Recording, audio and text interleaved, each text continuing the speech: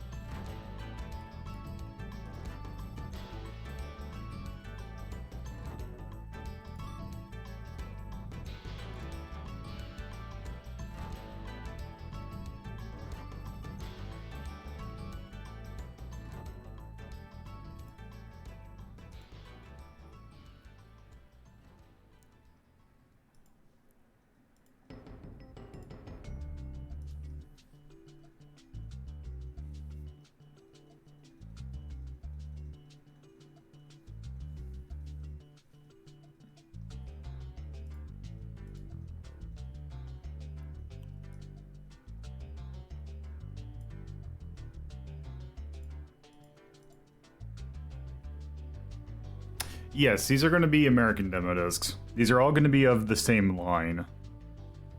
These are all going to be PlayStation Underground.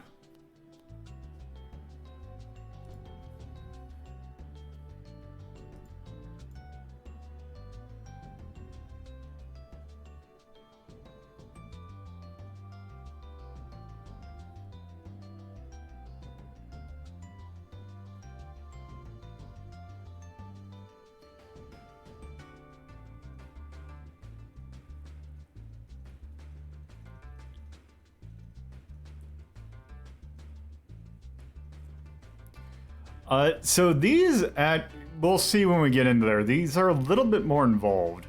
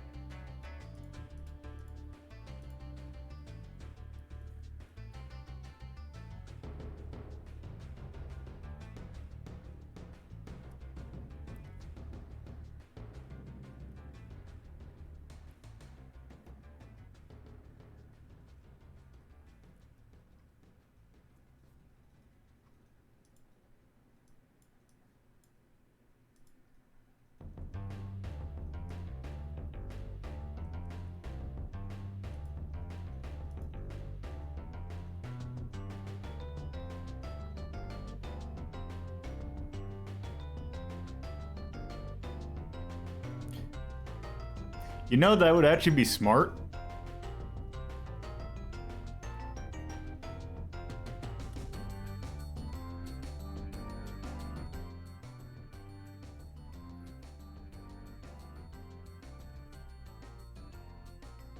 Oh, isn't it? Should. Did I accidentally misclick something? No, that's not it.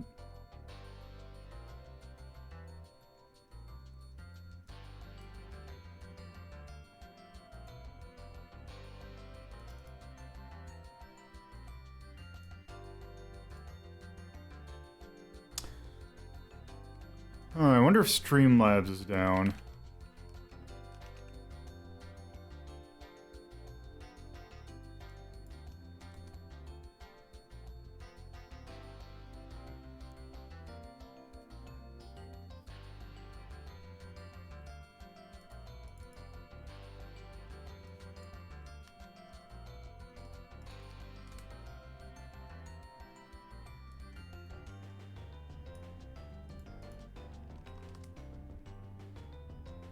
That's weird. Why is it?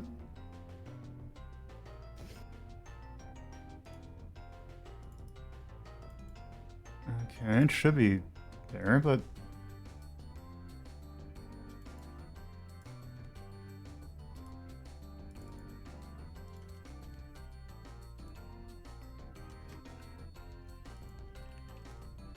There we go.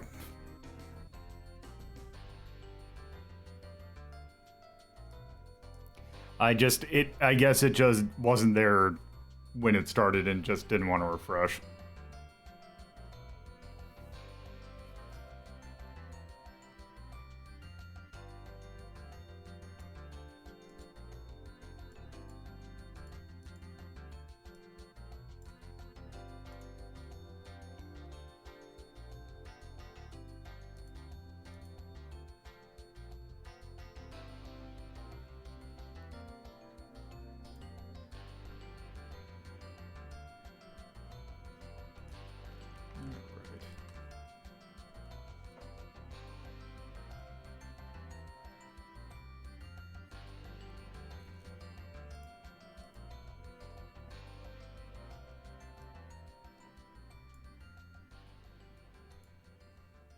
Yes, so I've basically used July as a theme request month, so we'll be seeing those in July probably.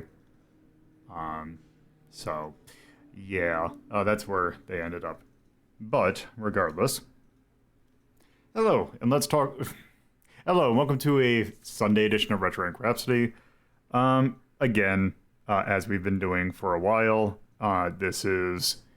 April is a more experimental month in which we are taking a look at some things that are, or basically doing some episodes that are a little bit out of the ordinary to see how people feel about them. And this actually, I actually got the idea from Real Soviet Bear from this one because what he tends to do when he has downtime, like in between his playthroughs and that, what he'll do is he got a stack of demo discs for the PlayStation 1 that were in, because he's in Sweden and originally Serbian, he is familiar with European demo discs. So I was watching his streams and, being in them, and kind of made me wonder, or made me kind of want to go back and take a look at some American demo discs. Because the general or like American magazines when they gave demo discs tend to be a little bit more involved than the Eurodisc compilations, whereas Eurodisc was mostly just, oh, here's some demos, some games. I can't exactly remember the official PlayStation magazine ones, but PlayStation Underground was probably the biggest PlayStation demo disc provider, and these things are very involved. Like, it's almost a magazine in a disc. It's not just like just here's your demos and like maybe a screen. These are actually pretty involved, so I kind of wanted to go through these because they are interesting creatures. basically, from what I remember reading, PlayStation Underground, I think there was a magazine involved with it. I can't remember if it was just the demo disc. This wasn't tied into the PlayStation magazine, I believe. Eventually, PlayStation Underground was rolled into. They just kind of merged with the official PlayStation magazine. But yeah, this was mostly just kind of its own thing, and these things are pretty jam-packed. So I don't think I have the full collection, but I don't think, and I don't have like, oh, we are going to do this one and this one. I'm just going to kind of, I got them all down. I got a lot of them acquired. So we will have plenty of stuff to look at today. I don't have like, oh, we're going to stop at this. We're just going to go through, and how long it takes, we'll see how many I get through. So yeah, let's go ahead and get started. Might as well start with PlayStation Underground number 1. And these were 2-disc ordeals too, and you'll see why. Because these things are quite jam-packed. I'll actually swap over once it actually loads. Also, I'm not going to be ranking any of these. This is just going to be... We're just going to look through it because, I mean, these are literally demos. And we don't really rank compilations.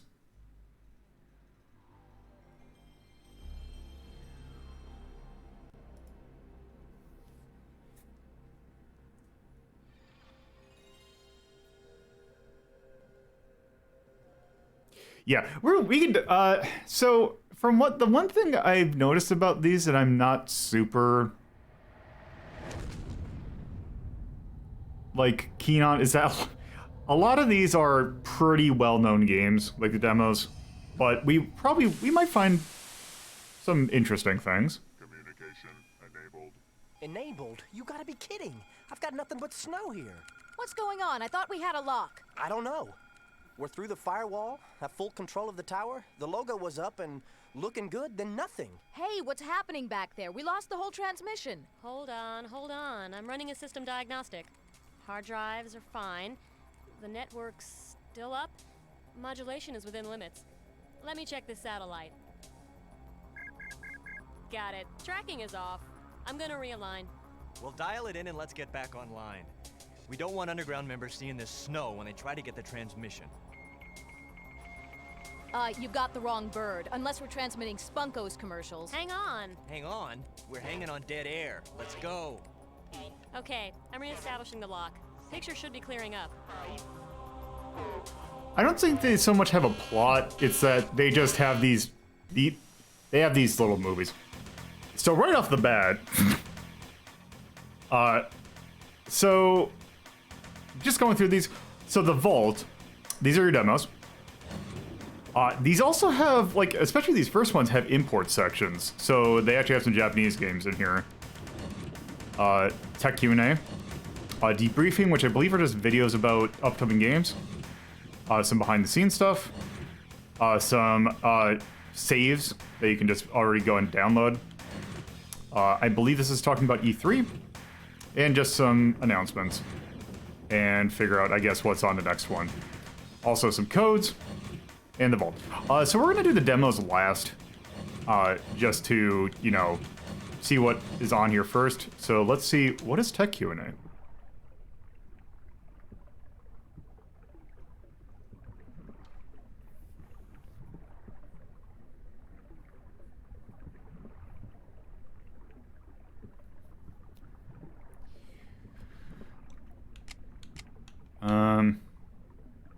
Okay.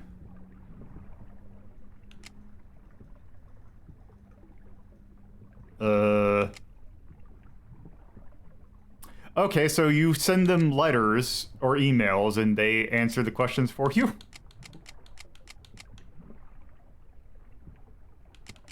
Okay, sure. Let's get a debriefing. That was a good section. I liked it. That's a 1. Oh, good. Right off of a bang. Twisted Metal was really inspired, I think, by myself and a fellow designer, Mike Yam at Sony. It was basically inspired by our deep love of action movies. You know, a lot of critics, I think, and people sort of say, you know, do we really need another car chase and things like that, and everyone's always bashing on car chases, but we love car chases, and you know, what we really wanted to do with Twisted Metal was sort of give players the opportunity, and you know, as importantly, give ourselves the opportunity to actually participate in an interactive car chase, to actually be behind the wheel of a car chase, like in the movie Speed or Terminator or The French Connection. That was really the whole creative inspiration, and then it just happened to come along at a time when the technology was right. When we met with our developers, Single Track up in Utah, that was really the first time that we had really experienced affordable 3D that, you know, your home consumer could buy, and we realized that, you know, that idea, that inspiration for sort of wanting to put the player in a Hollywood action movie could actually finally be done, you know, via this really cool technology, which allowed you to actually live in these worlds and things like that. So.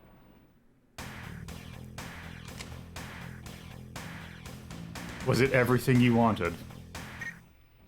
The first one wasn't. The first one was, I think the first one had all the heart that we wanted it to have. I mean, the first one is very much sort of like, we always compare it to sort of like a GarageBand version of, you know, what ultimately the game ended up being, which is Twisted Metal 2. The first one had all the heart that we wanted it to have, but it lacked a lot in terms of presentation, gameplay, things like that. But it wasn't until the second one that we were really able to make the game everything that we originally intended to make. Again, I'd have to say the gameplay. You know, there's a lot of things in Twisted 2 that I'm real proud of, that I think that everyone involved with the product really, you know, put into it and should be proud of. But the most important thing to me about any game, and especially Twisted 2, is just the jump in gameplay from 1 to 2, and the fact that, you know, especially when you're competing with a friend and you're fighting with a friend, it's such a richer experience. There's so much more strategy, so much more depth to what you can do that I think that's the thing that I'm really most proudest of, that we were able to learn what it takes to get that gameplay and figure out how to execute it. All right. I think the biggest leap was just, I mean, I think gameplay says it all. I think it was just a real, Twisted Metal 1 was my second game as a designer. It was the developer's first game as a developer, and you know, in that learning time between Twisted 1 and Twisted 2, we really began to understand what it means to have good gameplay, strategy, risk and reward, payoff, things like that really make players stay with the game. Whereas Twisted Metal 1 it almost felt more thrown together than the second one. So gameplay, I guess, would be the key thing. You know, I really like mapping. I think mapping is just, you know, the key to what it means to be a designer. I mean, I love to sit down at the whiteboard, either with myself or with my fellow designers or fellow development team, and just really sit there with all these markers and figure out what the level is going to look like, or figure out what the strategy is in the level, or what the gameplay is in the level, and what the cool effects are. That really is the dealer. What the cool effects. Oh, hold on. I need to point something out. I appreciate the Saturn sucks on the whiteboard. What the cool effects You gotta are. appreciate it. That really is the most fun. Not only because it's you get to let your imagination run wild, but because, you know, 12, 13, 14 months later, you get to see that you know, terrible looking stick figure map on your whiteboard in your office is now translated into a playable video game with great graphics and sound and playability. So that, I think mapping would be the most fun thing that I do.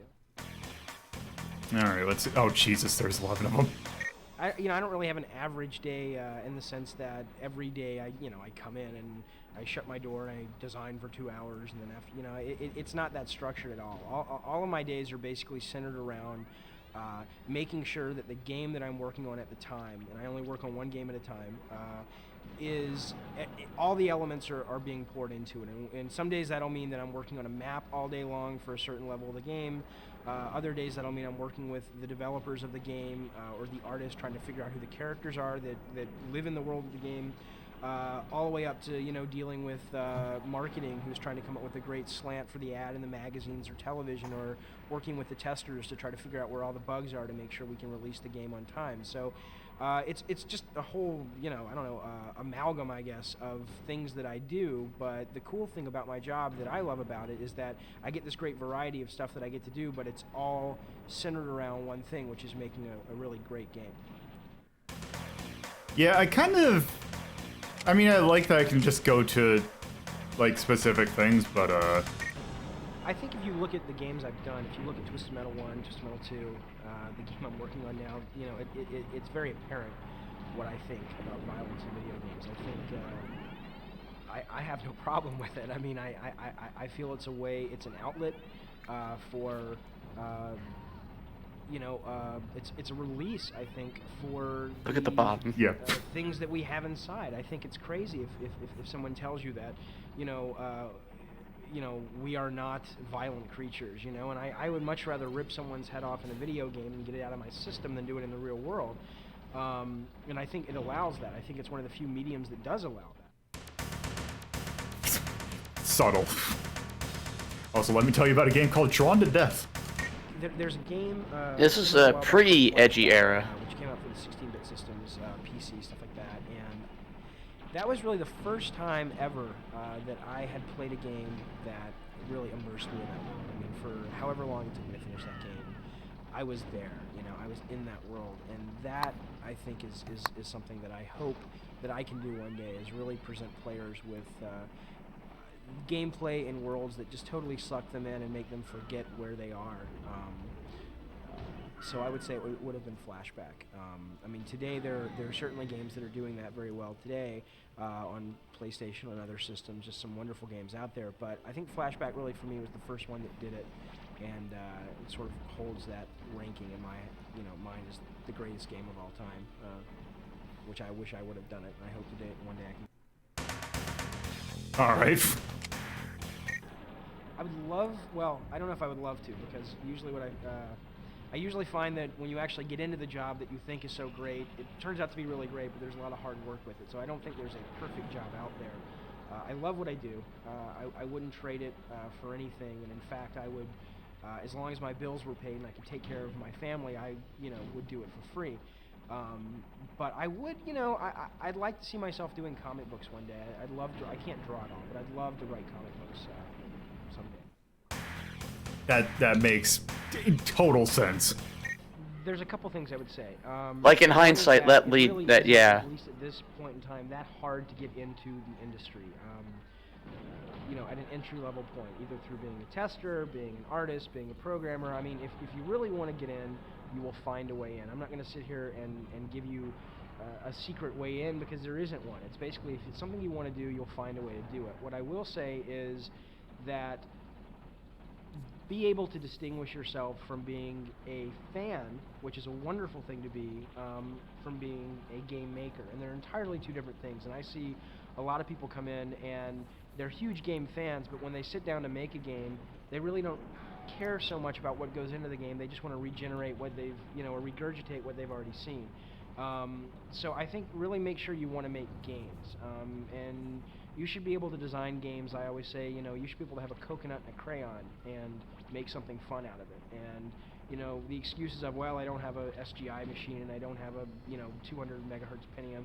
I mean, understand what it means to make games and gameplay, and study the great games, study chess, study checkers, understand why there's as much technology in Street Fighter 2 as there is chess in Street Fighter 2.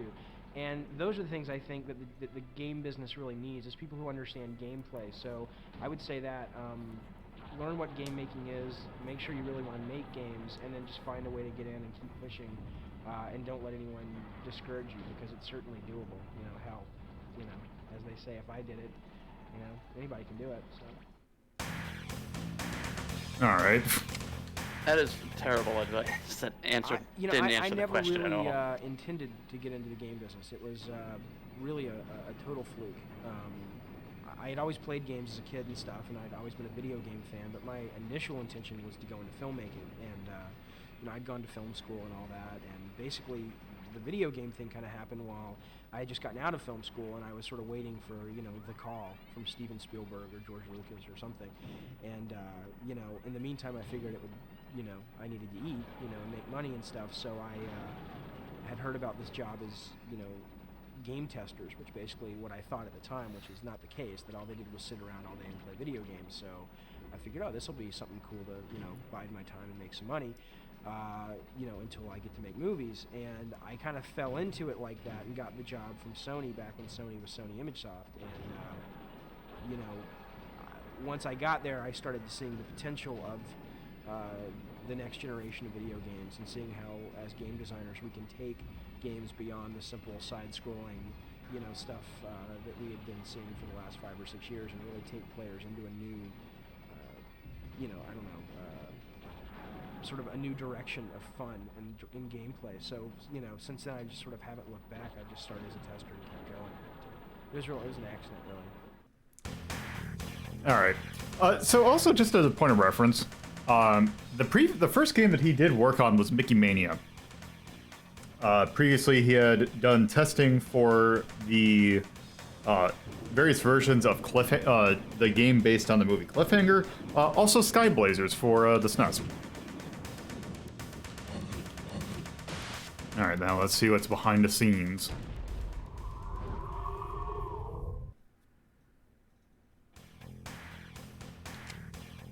Oh, good. Wait, is this the making of the commercial for Twisted Metal 2, or is it Twisted Metal 2?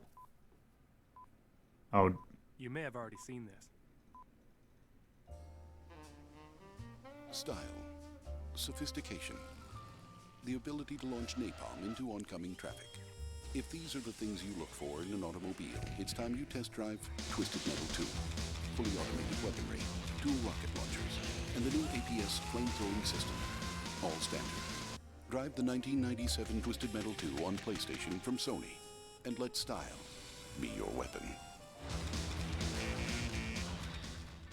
Now we're going to show you what it took to make this ad. The Underground has asked me to give you an eyewitness account of the making of the Twisted Metal 2 TV commercial. I'm David Bamberger, the product manager for Twisted Metal 2, and I accompanied the film crew to Prague and saw how they captured the look and feel of a luxury car ad. Prague was the perfect city. It's located in the Czech Republic and has a rich, glamorous feel that we were looking for. We were lucky to find Monique locally, but to get the properly arrogant male lead, we had to import Timothy from England. He actually turned out to be a nice guy. Of course, the real star of the ad is this fully loaded, heavily armed car. Style. Sophistication. The ability to launch napalm into oncoming traffic. Of course, a missile launcher wasn't a standard feature in these big American cars, so we added one. 3, 2, 1, go! 3, 2, 1, go! Instead of using a computer composite, we used a real explosion to get the reflection you're about to see in the actor's glasses. That's very nice. Ability to launch napalm into oncoming traffic. If these are the things you look for in an automobile, it's time you test drive Twisted.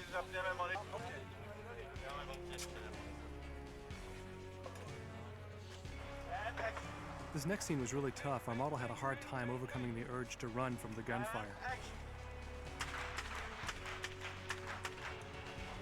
With each blown take, the door had to be rebuilt with fresh explosive caps.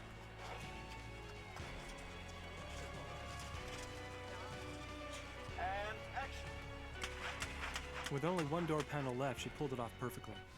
All standard. Drive the 1997 Twisted Metal 2 on PlayStation from Sony. This was one of the last shots we did because the flamethrower actually melted the hood of the car. And let style be your weapon.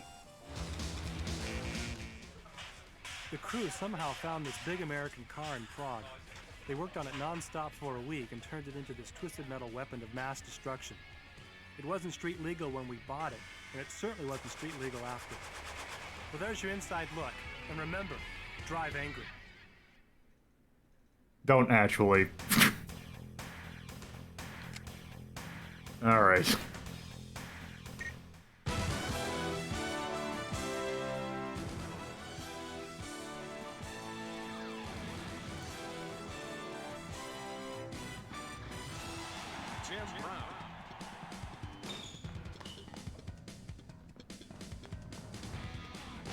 Tim Brown came into our motion capture studio, and the result you can see in the game. The smoothest animation in a football game today. That kind of stuff just blows you away, really, to see how they could take you running and put it on the screen and fill it in with animation or whatever, and it ends up being a little football player in the game doing exactly what you were doing.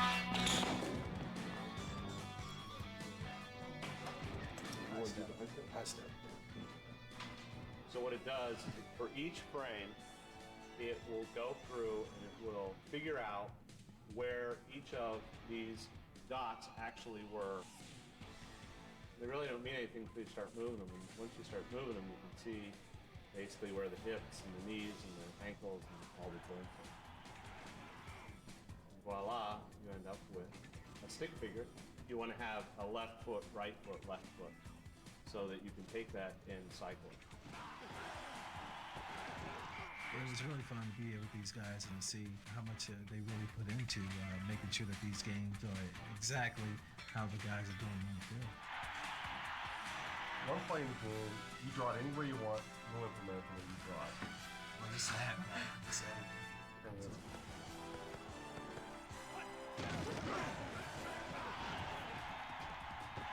I'm very, very excited about my special play because I guarantee you it's going to be a touchdown, especially if you have the right receiver out wide. That's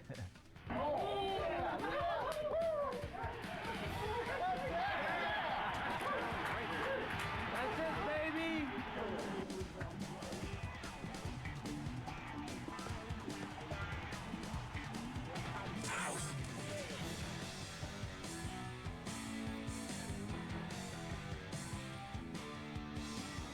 Alright, and that was neat.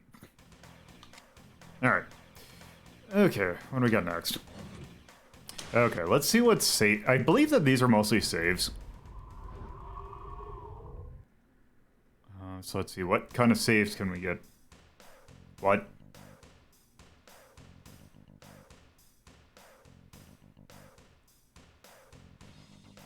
Okay.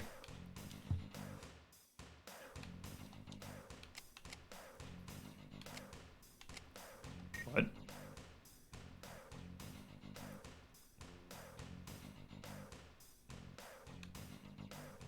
What?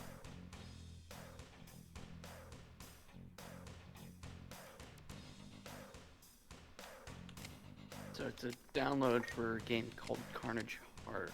Yep. Which looks to be some sort of game, looks like it. Let's take a look. Mecha-based turn-based strategy game. Probably just like front mission. Let's find some pictures. It's Yamada. Just gonna quick go through these just to see who else worked on this. Shin Matsudaira.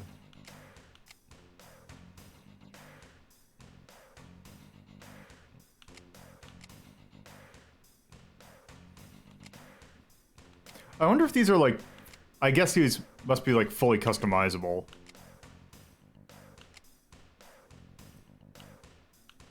Alright, and then you can just download it there. But that's not going to do anything to the way that this works. Alright, what's the event center? E3 is America's largest trade show dedicated to the video game industry. You might have read about it in gaming magazines and maybe even seen a few pictures. But now, through the use of time-lapse photography, the Underground takes you for a quick look inside E3 and the making of Sony's outrageous booth from the ground up.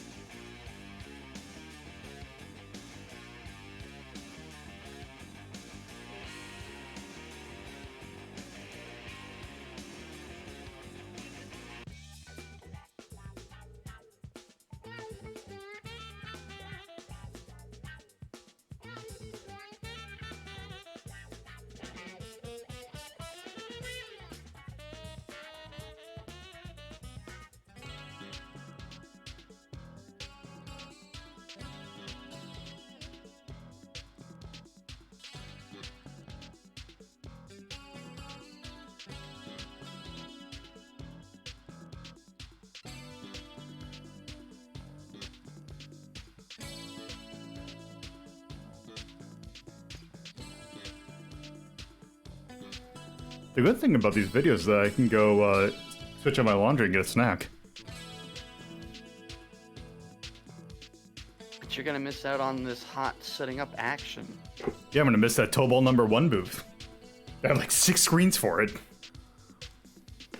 This is ridiculous.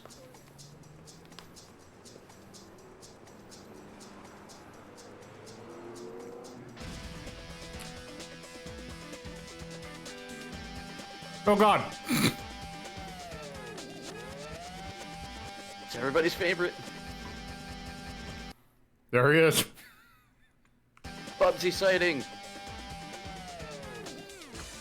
I do appreciate, like, okay, that's a video, but I did appreciate the photo labs.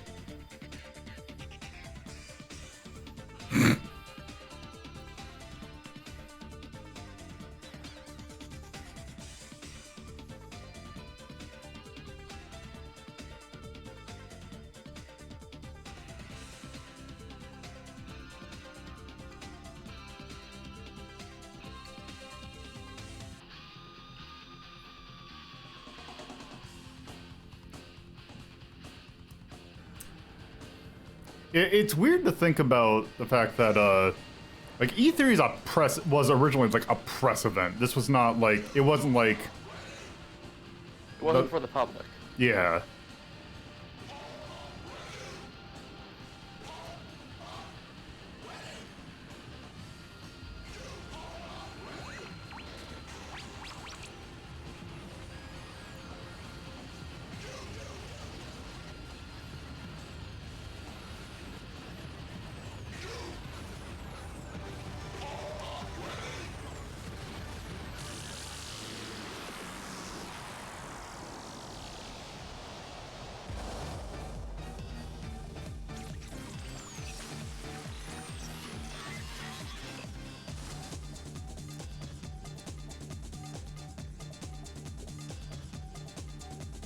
God, can you imagine how hot being next to all those CRTs must have been?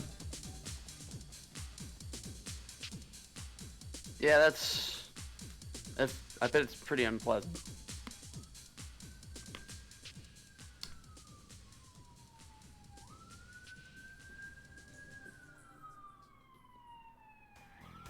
Alright.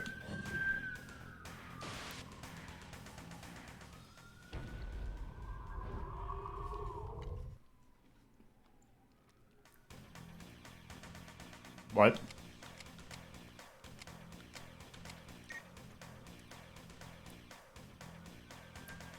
All right.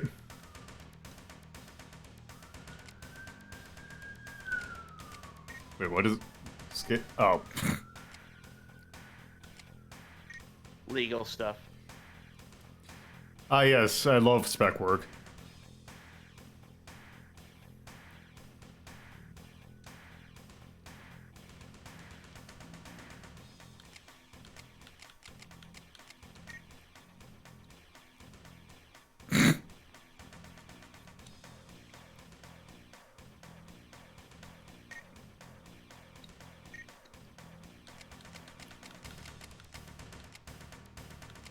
Asking gamers for their opinions, that's a smart move.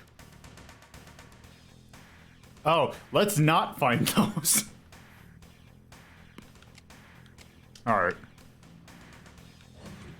I think there's the subscribe thing, that's just a subscribe. Yeah.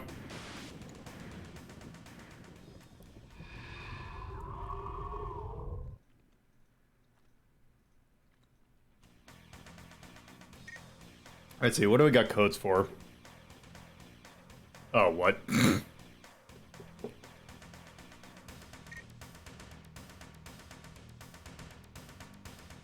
Oh, right. Yeah, because there's codes in these.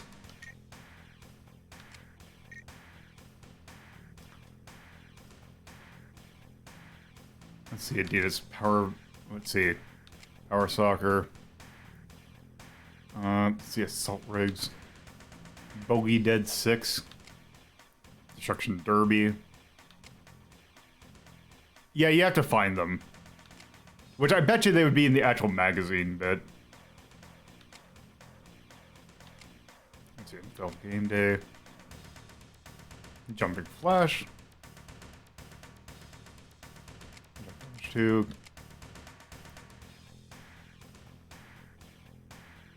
Yeah, basically just stuff that's like you can find in like game facts exist now.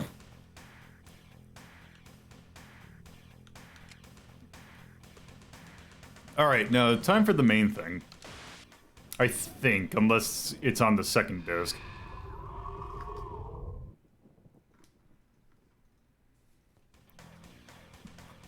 Alright, let's see. We got Twisted Metal 2, Cool Borders, Jet Moto, and NFL Game Day 97. Let's go ahead and start. Okay.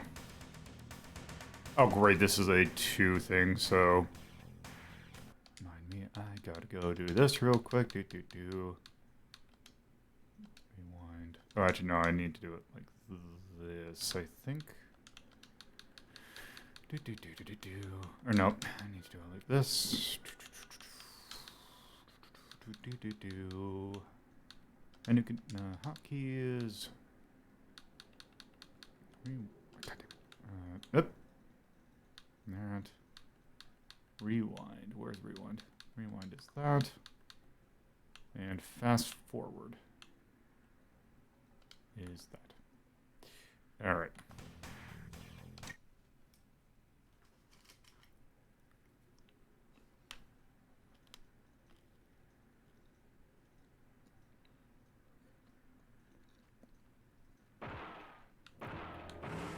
Alright.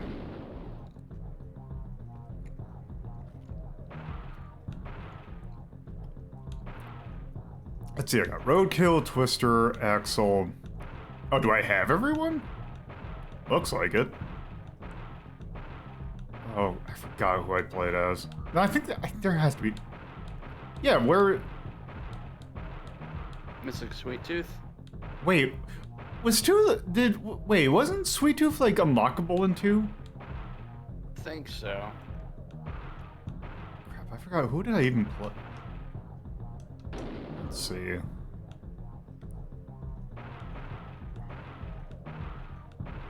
Yeah, Sweet Tooth isn't unlockable. Okay, yeah. Handling intermediate. Mr. Shadow. I think I played as a Warthog. Yeah. Yeah, let's be Warthog. Yep, and it's probably just gonna be the first stage. Also, I've not played this in a while, so this is gonna be...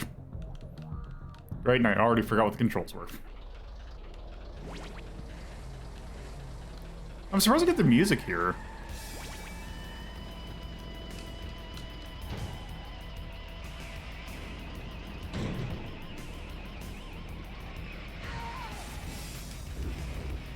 Okay, that's Turbo. Okay, that's that. Okay.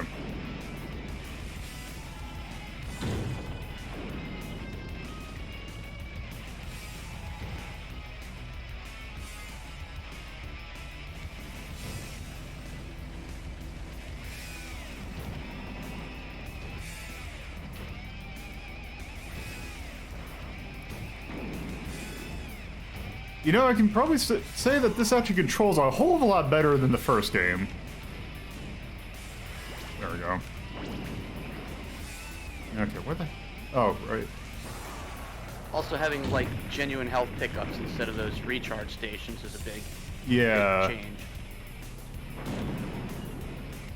See?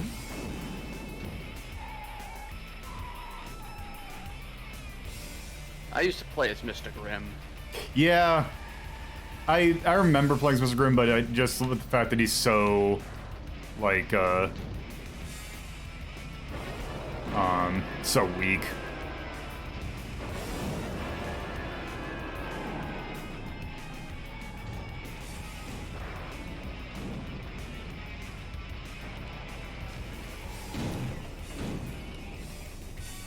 Shit.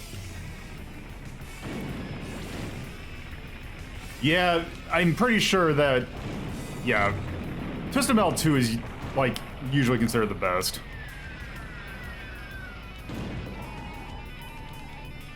Okay, thumper your ass is mine.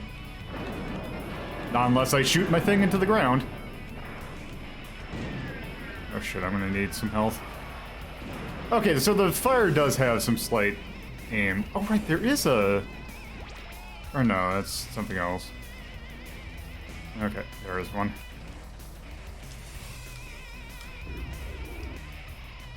I'd also say Twisted Metal 2 is a lot easier than Twisted Metal 1. Yeah, you can... Yes.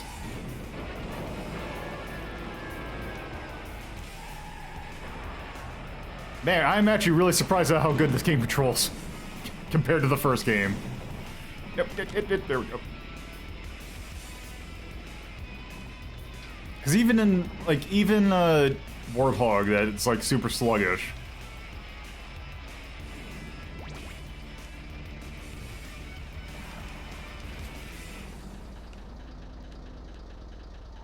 I think you have to hit one of those pillars to get an item out of that. Oh, okay.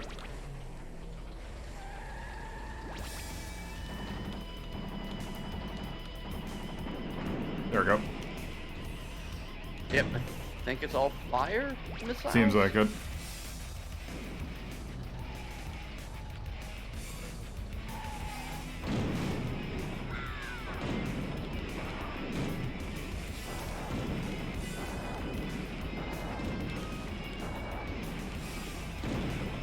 God damn it. Yeah, you can't shake yourself out of that. Okay, Mr. Grimm. This is actually a really dumb idea because he's gonna special me. Yeah, let's God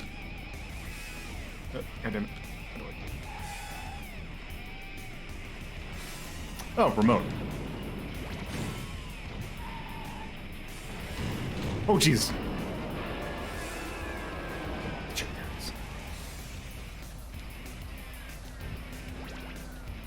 Oh.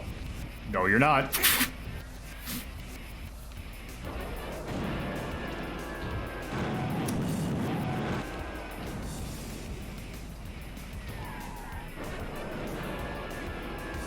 Shit, someone picked it up. Oh, well. That's Twisted Metal 2.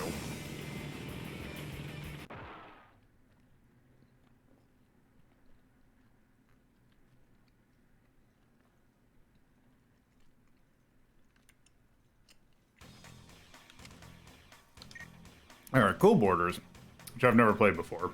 I remember seeing this all over the place. Alright.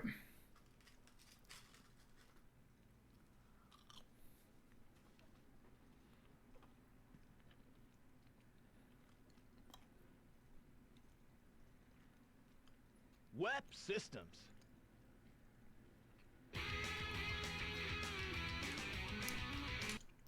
Cool Borders! Just in case any of that's licensed, okay.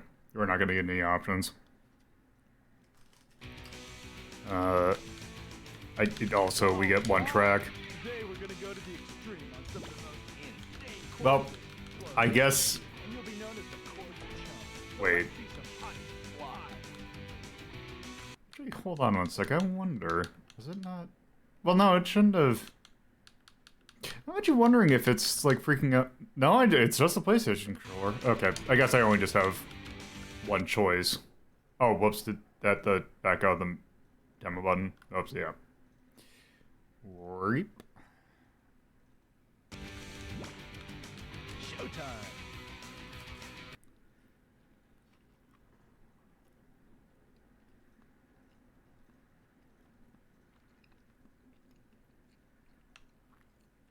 Ready? Go! This is it. Now's your chance to prove you can really carve. Yes!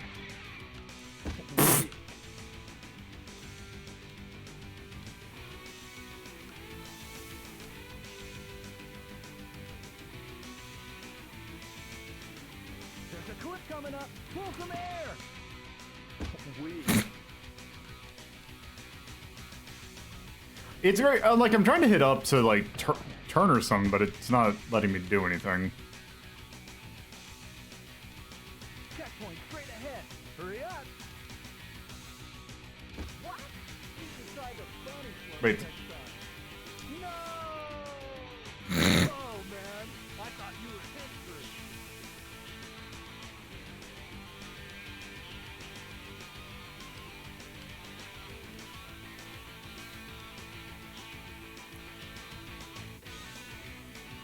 going, man. Time's almost up.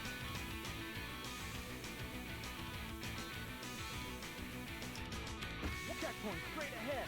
Hurry up. Okay. Alright. That's cool boards, I guess. Alright, Jet Moto, which I've heard a lot about, but have never played. Grapple. Hmm.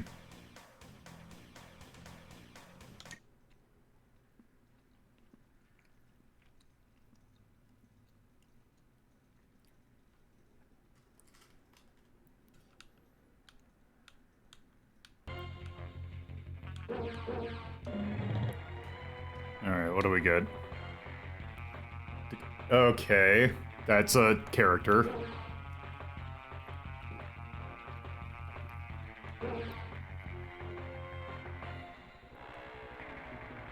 Good product placement in the bottom there. Yep. Also...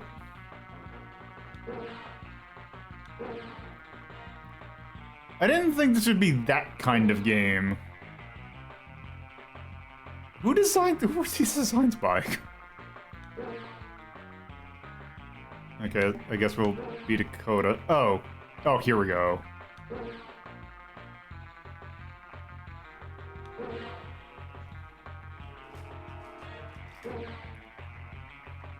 No, but it's saying you can't pick them. Yeah, you probably only have access to one person.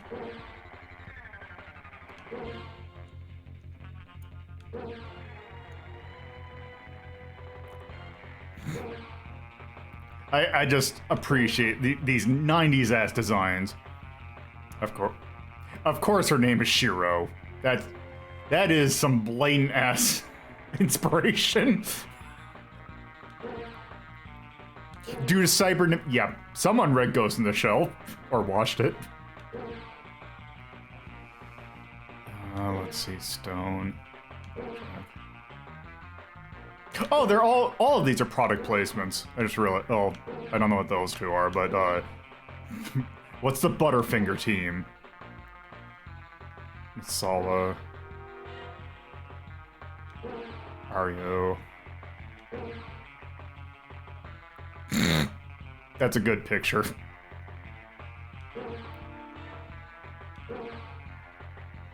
Okay. Okay, we have to do, apparently.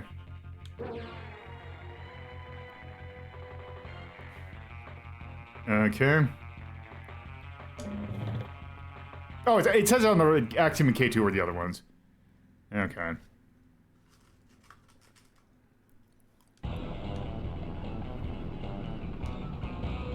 Okay, that's a lot of people.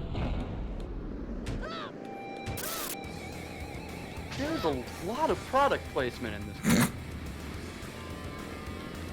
This is a lot to look at.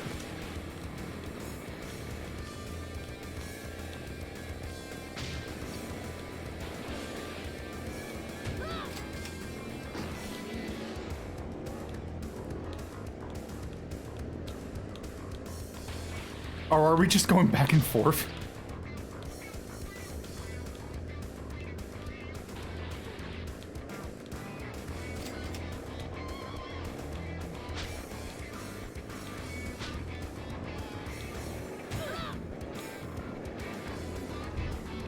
Seems like this has very loose controls. That's because it has very loose controls.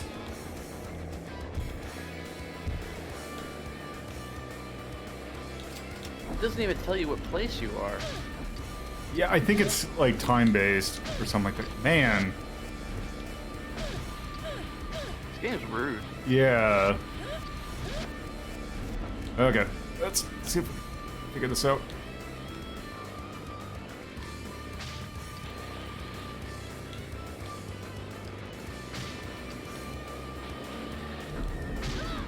Oh, I see. Also, there was something about a grapple thing. Oh, do I have to go like this, or... Hold on, I'm trying to figure out... Oh, okay. Okay, you can do that. So you can, like, think you can grapple onto it, which will, like, boost you up. I hate this camera. Yeah, this is... Oh! Also, we get different VR modes. Yeah, let's do this in first person. Yeah, this is gonna be great. This You'll game do might... fine. This game might not be great. Like, I can see exactly why this was huge in the demo, like, when this game came out in the demographic of the like, 3rd grade and, like, 4th grade child demographic.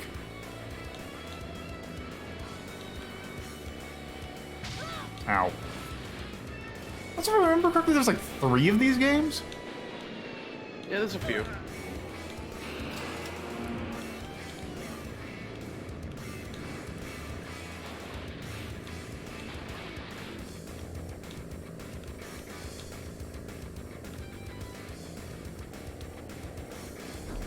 Ow.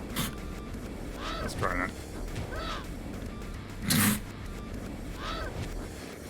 I just love your character just gradually just eating shit.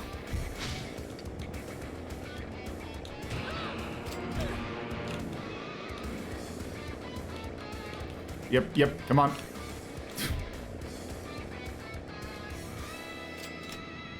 I got 15th place. Great game.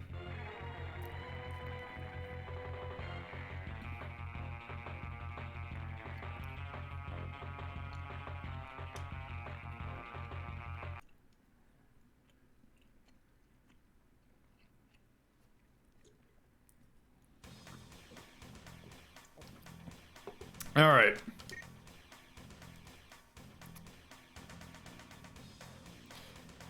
You know, depending upon who he lets me play as, let's see how much if I'm gonna even play this.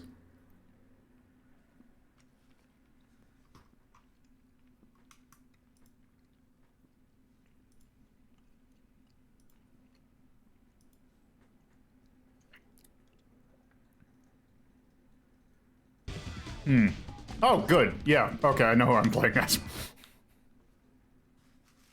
But the Packers, they won the Super Bowl. Uh-huh. Uh-oh.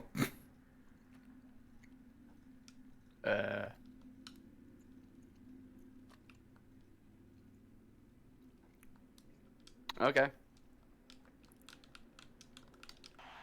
Oh, there we go. Okay, let's move on to the important. Alright. I think I did see what the import in this one was. Which... Oh, right, it's this.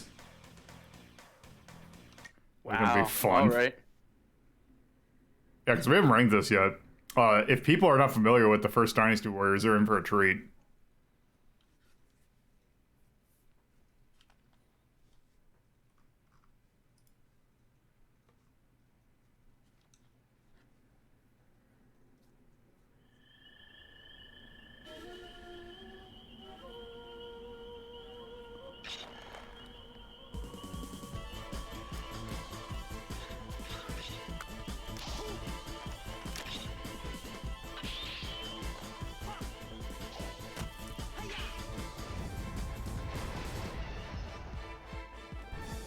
I never actually played this game.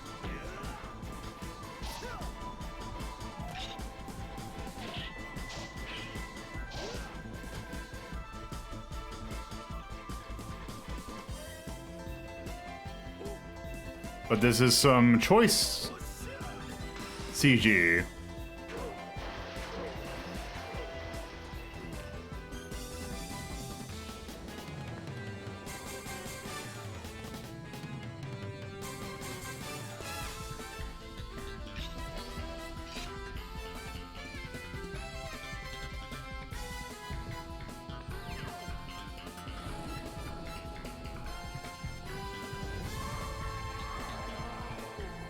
Godzilla?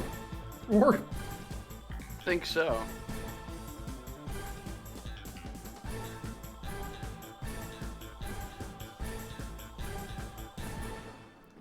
Alright.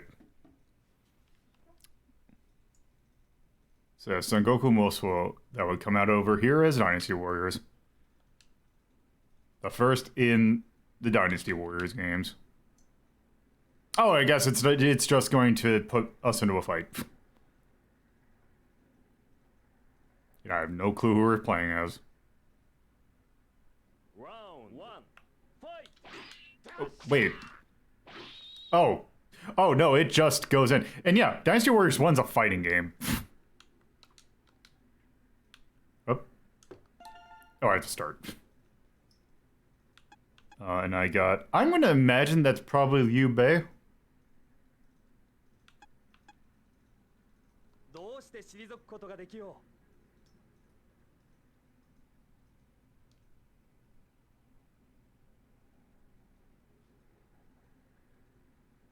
う。Round 1. Fight. Ha.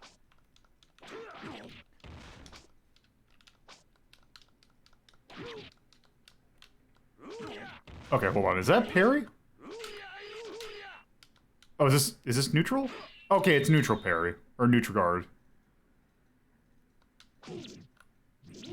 Okay, I want to see if that's a parry. Oh, it's not doing anything. Okay, that was a super I did.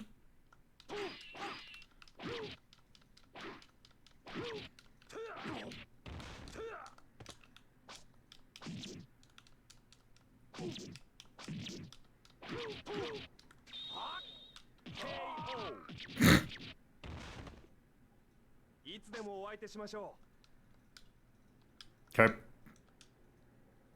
Round 2. Fight.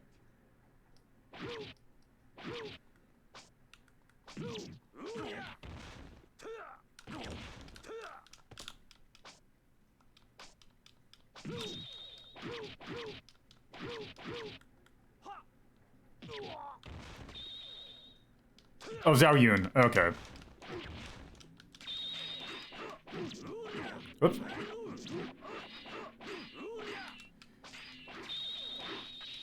Whoop.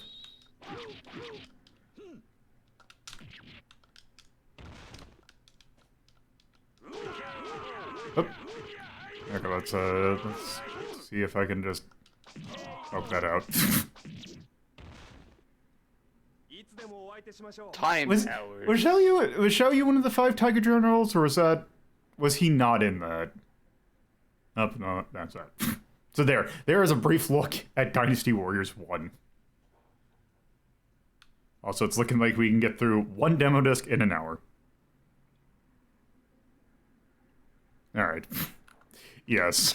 Oh, okay, okay, yes, that makes sense that we're playing against Cao Cao. Okay, so that's number 1 done. And I downloaded... Oh, actually, that's technically not done, because that was just disc 1. There is a second disc that came along with those.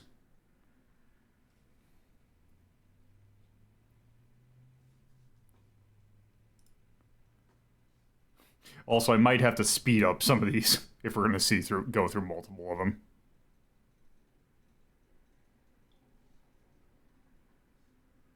See, as it takes its sweet time to load.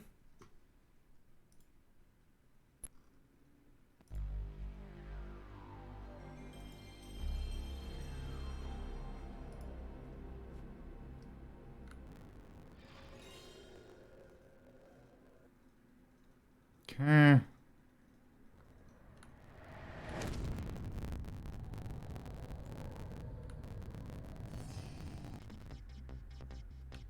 What?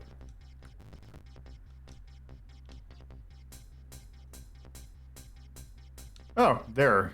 I guess we got more. This is a menu. Oh, there's Carnage Heart. Let's see, Carnage Heart, Tomb Raider 1, Mech Warrior 2. Oh, Spider. Rage Racer. Okay.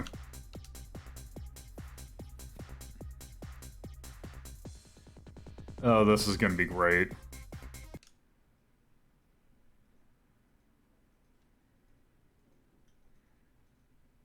Yeah, Spider the video game. It's a side-scrolling platformer. It's a really weird game.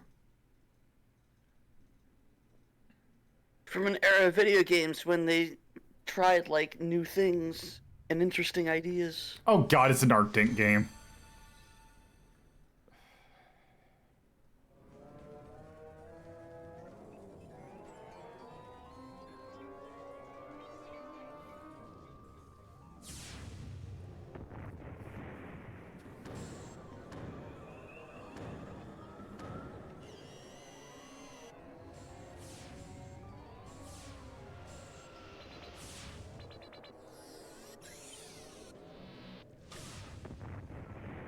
That's a sound effect I remember hearing from Mega Man, the TV show.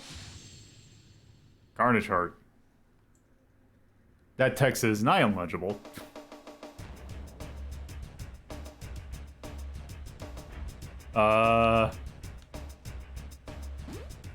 Sure. That's a phase. That is a model.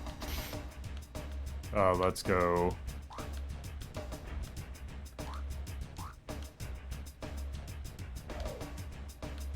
Factory.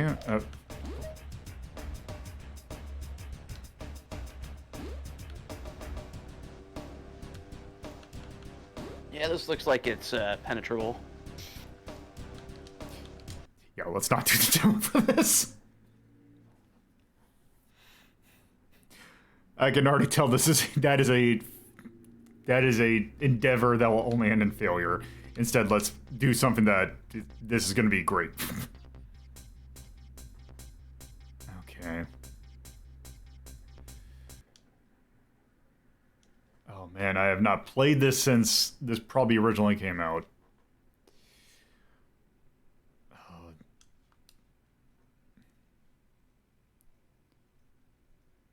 Hey. Hello. I see you want to in on the Tomb Raider. Okay. Oh, let me... Okay, this... What I miss? Anything good?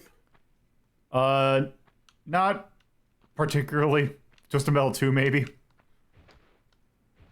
Okay, there's that. Oh.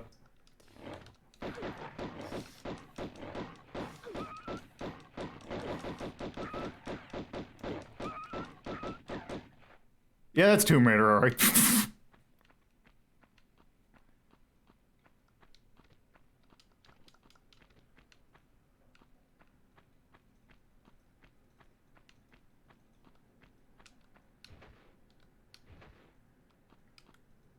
Okay, there.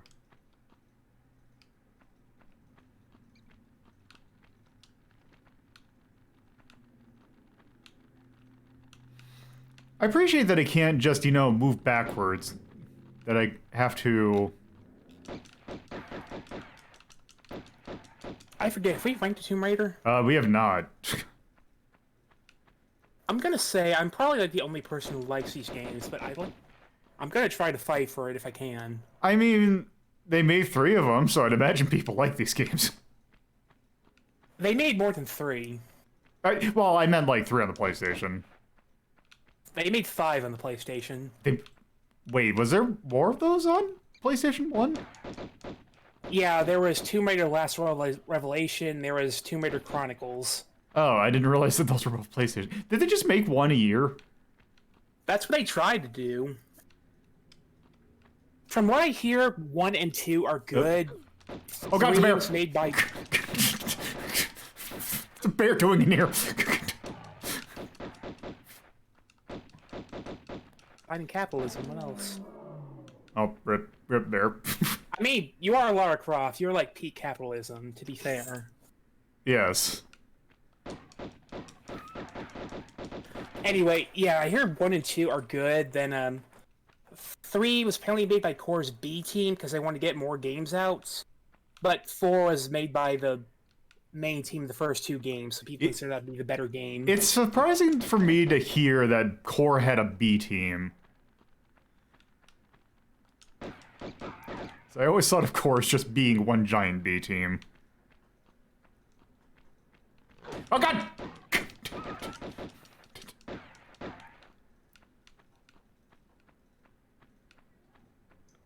Am I supposed to be, like... Am I just dicking around in here? Am I supposed to be finding something, or...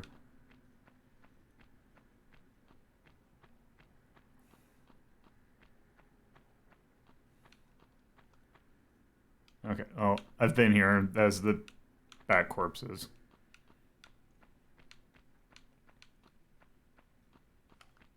Oh, wait. Crap. That's the exit. Have a button.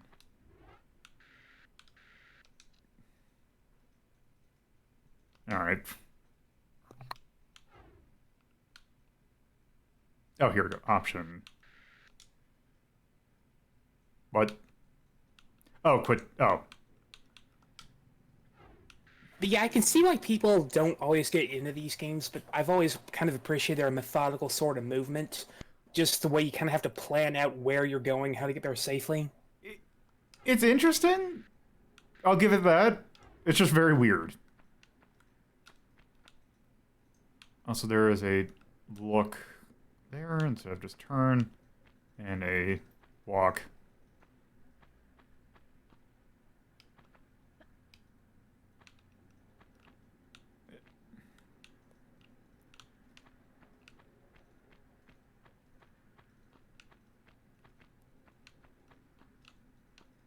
Like, I will say this, I am getting more into this now than I ever did.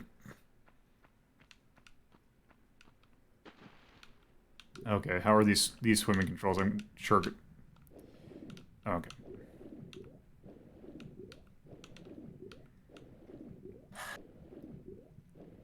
I think the only time I think this game the series gets really terrible is when you have to fight a lot of guys with guns.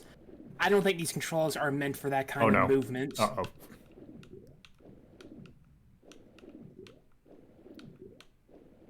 Uh-oh.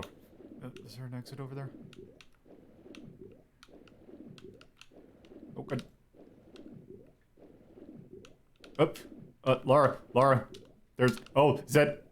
Oh, wait. Is that a... Oh. I... Won?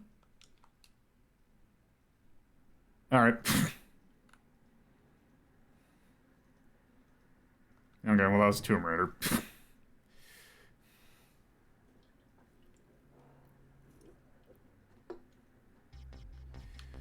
Okay, Mech Warrior 2, a game that I'm sure is going to control great.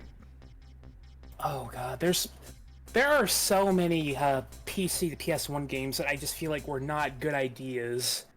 Like the Wing Commander games. Those games like use an entire keyboard on their PC version. They're not any easier to control on the PS1, I'll tell you that. I would imagine. Okay, but what about StarCraft on the Nintendo 64? I mean, I played a lot of Command & Conquer on... I mean, you want a real challenge, play Warlock. That's basically Warcraft for the Game Boy Color.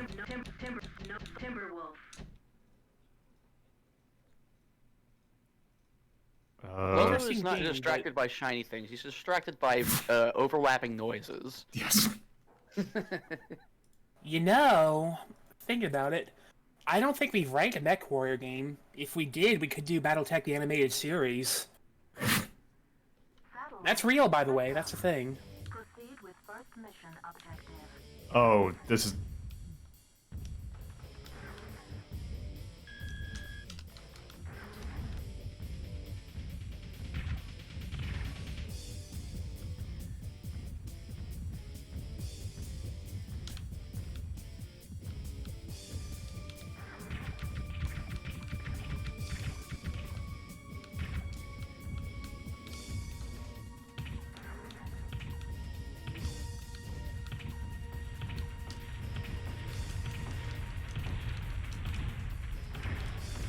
Yeah, I've always wanted to get into games like this, but I don't know what it is. It's partly controls, partly also punishing.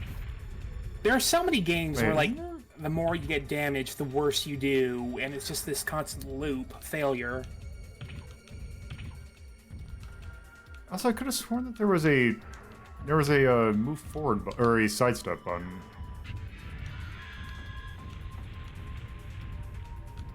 They're behind the mountain.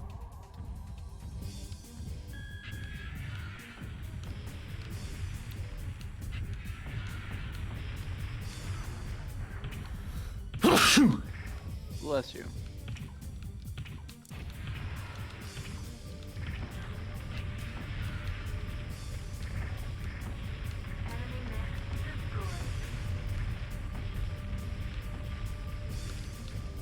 Oh yeah, Duke Nukem Freedom PS1. I have to imagine that's a pain to play. I think when I was going through testing them, I think I saw a demo for one of those in one of these. Was it the port of 3D or one of the ones that was like Tomb Raider? It's a Tomb Raider one. Oh man, I ran out of time to kill. I could never get anywhere in that game because, like I said, too many guys with guns, and those controls aren't built for that. Enemy power-up detected.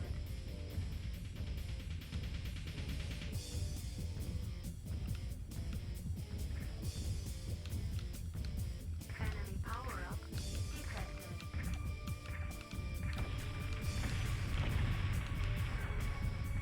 Also, speaking of thinking of games that are on consoles that are for things that are way too complicated to move, I played a lot of Descent on the PlayStation 1. I don't think we were in Ascent. We should. We have ranked it before. Also, I see that I'm getting peppered by something.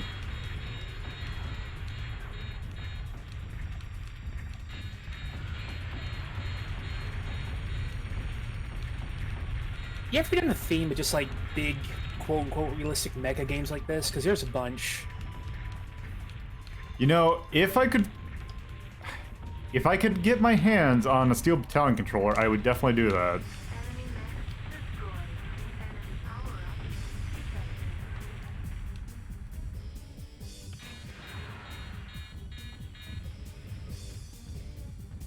I mean, there's some MechWarrior games on the Super Nintendo. There's a Sega CD game, I think that's a lot like this.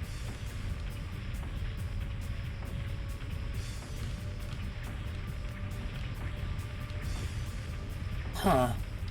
I didn't think these games had giant floating health pickups. I didn't think they did it either, but lo and behold. Okay, that's...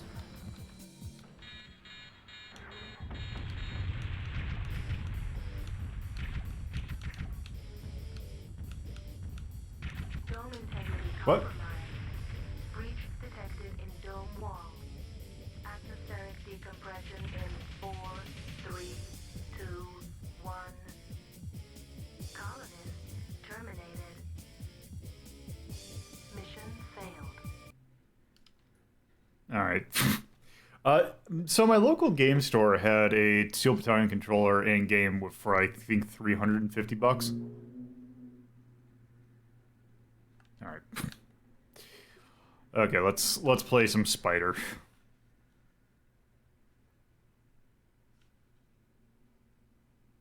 Ultra fast gameplay.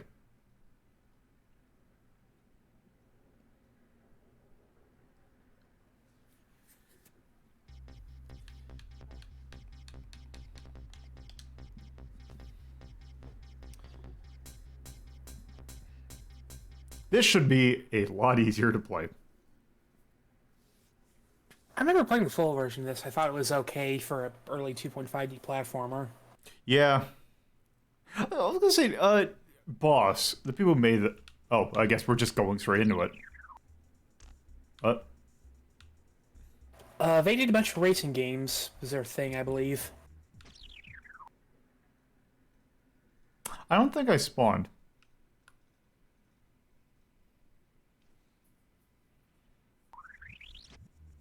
Oh, there I am.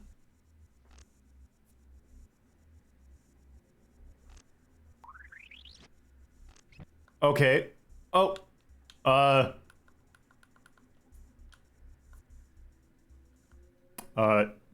Okay, there is technical issues with that game, so I guess we're not playing that. Didn't we rank that one? We haven't, actually. Ah. Alright, let's... Hopefully Rage Racer works, because this at least should be decent. I guess that can be good for, like, a bug-themed stream. I don't think anyone has done that yet.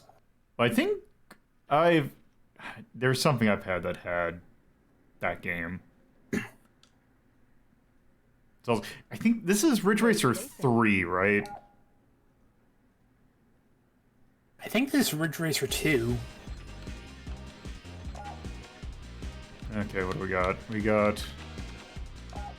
Okay, just this one car. Racers, start your engines. And let's Oh, I don't get it. it on. Also, the one thing I don't like about Ray Tracer is I don't like the music as much as previous ones. 3, Oh, right. That is not. 2, 1, go! What's her name? Reiko? Reiko? I think she's not. I don't think that's that. Okay, there we go. Let me look this up. It's gonna bother me.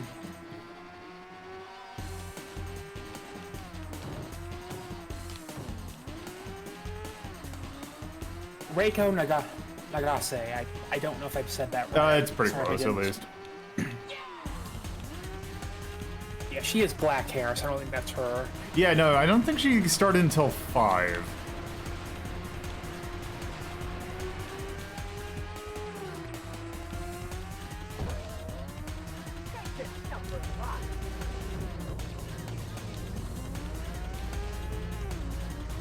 Well, one thing I'll give it, it's smooth. Yes. Is it me or are you having a lot of graphical issues? It might be some. That just might be how it's drawing the distance. As soon as an emulator thing. It could be an emulator thing.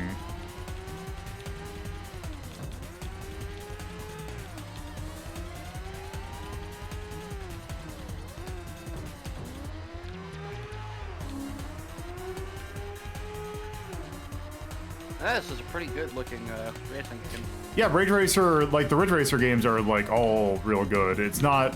I've never played much of Type 4, but I've heard it is incredibly good. Like one of the best racing games on the platform. Oh, you only get one lap. Too bad. You blew it. Better luck next time. Game over. Okay, so that was the entirety of disc 1. So since it's taking a little bit longer to go through these, let's see. I'll list what I have available, and then we can see which one we want to see next. So I have. Let's see. Go to my PlayStation Underground. Okay, so I have. Okay, starting from the top. 3.1, 3.2, 4.2, 4.3. The first. Oh, wait, hold on. Let me just go over here. Okay, PlayStation Underground. Number 1, number 2, number 3, number 4. Only the first disc of number 2, though. Volume 2, Issue 1, Volume 2, Issue 2, Volume 2, Issue 4, Volume 2.3, which I'm guessing is Volume 2, Issue 3. And then Volume 3, Disc 1, Volume 3, Disc 2, Volume 4, Disc 2, and Volume, or Issue 2, Volume 4, Issue 3.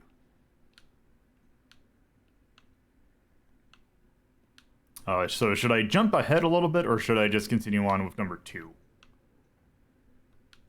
I'm fine either way. Keep going forward, bit by bit.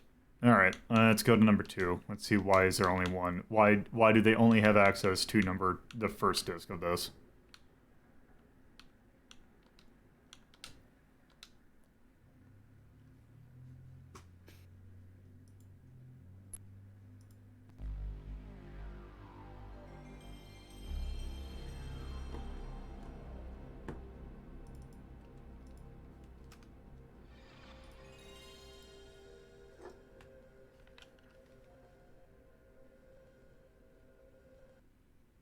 All right, let's see. Ready and action. From Sony's space. From Sony's PlayStation. I thought that. From Sony's PlayStation comes the greatest hits. All your favorite. From Sony's. I'm sorry. All your old favorites. Like the soft sounds of And the gentle crack of Sophia's whip. even the hilarious antics of Sweet Tooth, that marvelous clown. And all for just 20. Like the soft sounds of swarming missiles.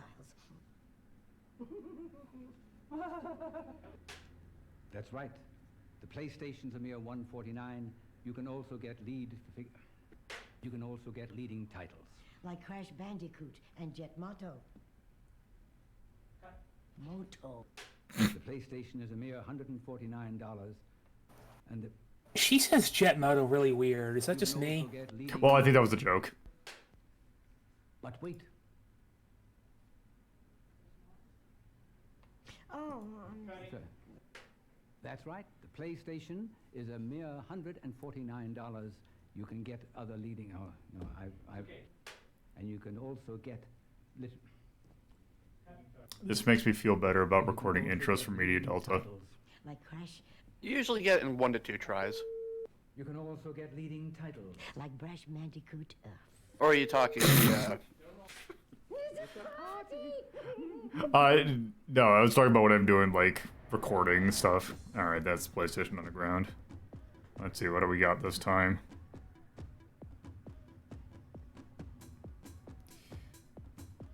Is this the menu? Oh, here we go. Okay, the vault, imports, debriefings. Okay, what's a debriefing on this one? Oh, good.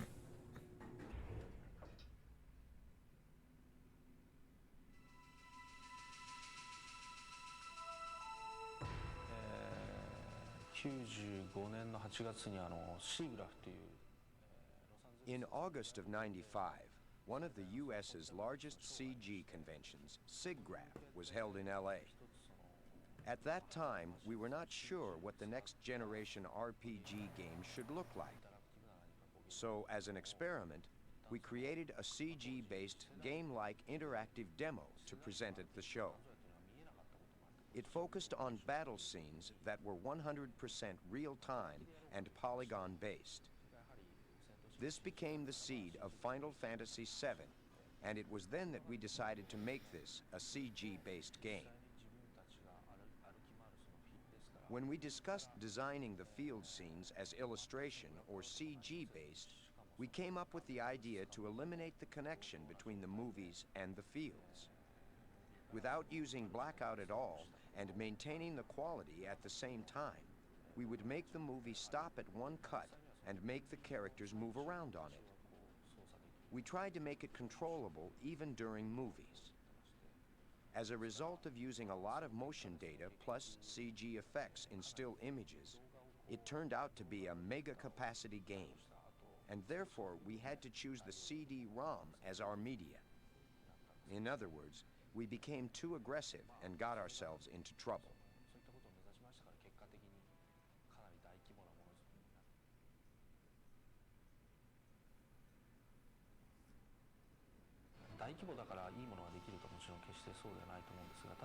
A larger developing team will not always create a better game.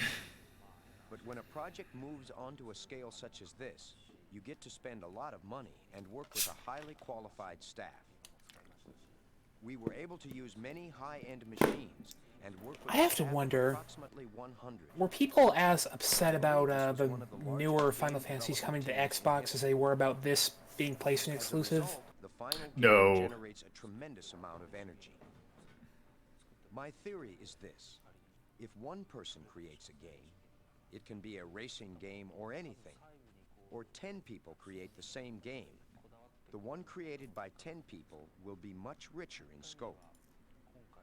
There's a larger pool of resources to draw from, and each person is able to put passion into his role, creating a greater sense of depth.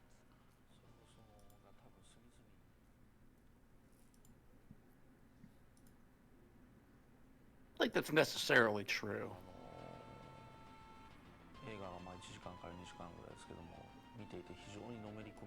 It is easy to get emotionally involved with both films and games, although in different ways.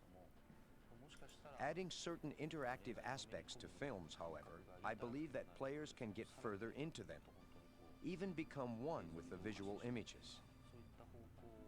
I have always emphasized visual and sound effects because rather than making my games equivalent to films, I want my games to surpass films. That is my goal. Final Fantasy: The Spirits Within.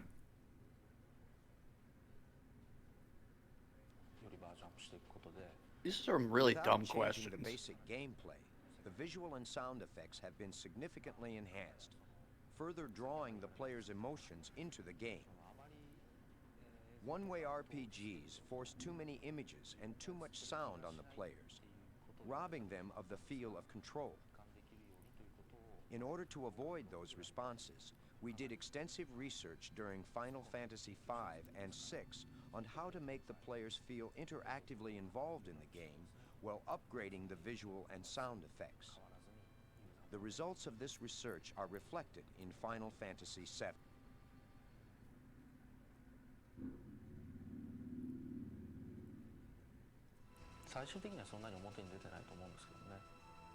When we were creating Final Fantasy III, my mother passed away. And ever since, I have been thinking about the theme life. Life exists in many things. And I was curious about what would happen if I attempted to analyze life in a mathematical and logical way. Maybe this was my approach in overcoming the grief I was experiencing. This is the first time in the series that this particular theme actually appears in the game itself. See if you can spot it. What?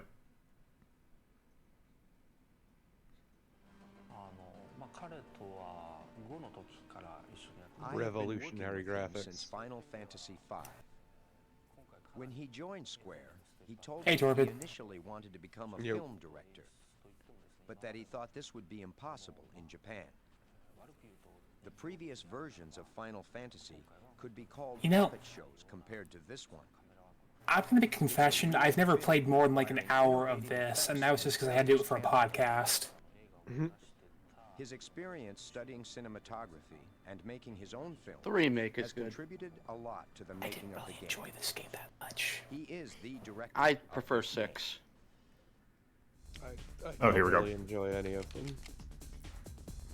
All right. Yeah, I wasn't huge into 7. I imagine I'm not into any of the PlayStation Final Fantasies, to be honest. I despise ATV with a burning passion. All right. Okay, what is the behind the scenes of this one?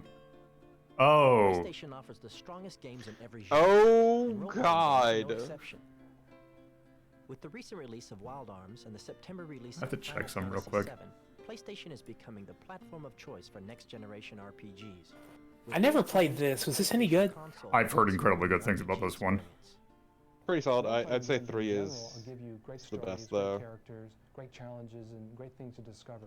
What the next generation gaming is doing is letting you see the worlds, letting you feel the worlds. It's very much in your face and you're in it versus thinking about it.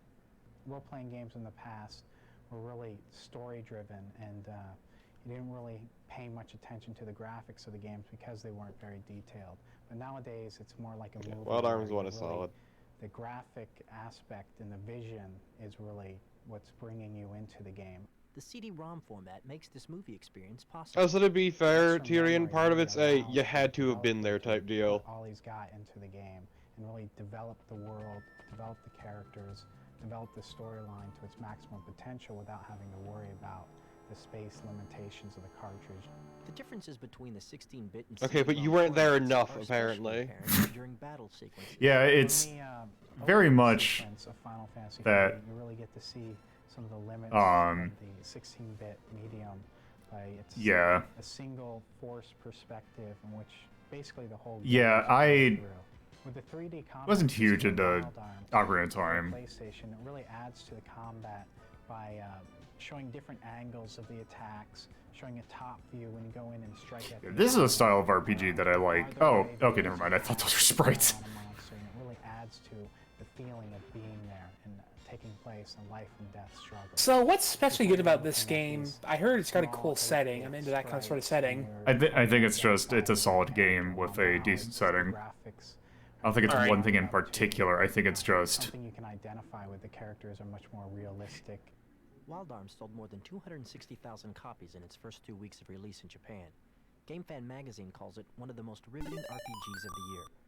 In Squaresoft's Cool upcoming Schnapps Final just Fantasy subscribed. VII Oh also man, breaks how new many ground. of these do we It's still already have? Japan's fastest moving RPG ever. Thank you for the sub. 1.8 million copies I don't know how many we still have Next these. generation RPGs. The capacity of CD-ROMs lets them be movies that you feel, not just Yeah, novels fuck that you that read. train. If you thought you knew RPGs, it's time to look again. Alright. Oh, good. Let's see. Oh, what is... Oh. I think it's sports. Oh, what's what about Sports. slip? And slip. Sports. Yeah. Oh, it was Soul Blade downloaded. Oh shit, yeah! God, this is always the weirdest thing to me in like my brain is just Ray downloading Racer, saves. Cool Okay. Oh man, Cool Borders, dude! Yeah, we did a demo of it and I didn't do well at it. Oh, Cool Borders is terrible. Oh boy, here we go. Yeah! Fucking Net Your Rose! You know that great video game you've been carrying around in your head? Only one gaming system offers the opportunity to make games in Where were these games from? Net Your Rose is a radical Fucking, yeah, I've never seen these. games for the PlayStation. All you need You know, a Net Your Rose stream be real good. It would. Also, just a reminder, that Magic Castle game that came out was a Net Your Rose game. It's actually really good. Games have been driven by, you know, the hit in the garage. Now, in the last couple years, production costs... Feed me. People can no longer I know one of them actually led to a dude until now with Net Your Rose. Now, making a much more interesting game down the line. Which one was that? I don't remember what one it was. I think you're going to see a lot of games developed through the Net Your Rose program. It's like top-down and exploration. PlayStation games in a couple years, and you're going to end up with the PlayStation. I think it was isometric. Yeah, where were all these games? Yeah, what the fuck? Why do you not give us these with Net Your Rose on the fucking demo discs? Our vision for the Net Your Rose program is Oh, this guy. new creative community This of champion of a game. Okay, monitor. but I love the fucking basketball game on in the background. which is the essence of the Net Your Rose program is vested on a website which we will be running where all of the members of the Net Your Rose community will I just appreciate everything that Phil Harrison has touched. I think I remember this one. I want to play that one. It's not good. It's a Dr. Hauser looking thing. I think the Net Your Rose is a wonderful Oh, hey, Dave Perry. into our industry because I get so many letters every day from kids trying to find a way to convince me that Who? they're the He was the head of Virgin. Virgin Games. He was like one of the first people I remember you see like little Easter eggs of his face showing up in like Genesis games. God, these fucking monitors are a blast from the past. I miss CRT monitors. You shouldn't. I bet they're using trackball mice as well. Ugh. Okay, maybe I don't miss that. You can still get them. I think Logitech is still making the same one that they made in like 2002. To be fair, I know they're good for like certain kinds of people. Like Oh yeah, they're I actually really liked trackball mice when I was doing literally anything other than a game. Yeah. No, trackballs are useful for very specific circumstances. God, look at this website though. It's beautiful. .com/net. It's something I just really appreciate. Wow, that is a fucking foul URL. I like when a URL has like multiple periods in it. I'm going to be looking very closely at the Net The Your Rose. world's Oh, is this the one? Terra... Yes, Terra Incognita. For home, so you betcha I'm going to be watching. I forget what he went on to do, And when they appear, but I remember we looked it up. By the way, I'm trying to go to that website and it's not connecting. Yeah, I'm not Gee. getting there. It's just not doing anything. Okay. Oh. Okay, time for research. Oh, hold on. We got playable demos. Yeah, I mean this is on every demo disc. Okay, cause okay, let's see. What do we got? And there are select few You that got aren't Funky terrible. Beans and The Appointed Station.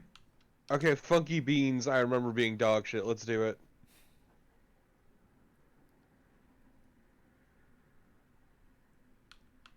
Yeah. Yeah. Oh. Hey, you can't check the way back. Oh, this is like Tetris, but like infinitely worse. Oh my god. You dropped one block and I can see this being terrible already. Who But fuck- yeah, Bob, try checking the Wayback Machine. Alright, sure. Just what if we made Tetris but worse? This is. I forgot the URL. Can you remind me? Oh, it's Puyo Puyo Rules. Okay. What was it? sca.sony.com /net, I remember. Yeah. Let me try that. Mitsuru Kamiyama. Looks like the last time they had an update was August 16th, 2007. Let's see what that does. This is foul. Yeehaw! Also, I appreciate there is just no chill if you hold down. Whoops, I died. Okay, that's 404. Alright, let's try the appointed station. This looked like a shmup. If it's the one that I thought it was. Alright. This is a only test. Team Fatal.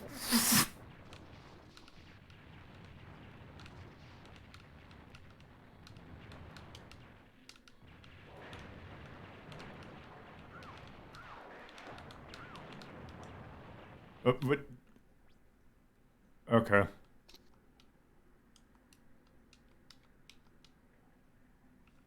Alright. Oh, there. Those were the Net Heroes games we got. Alright.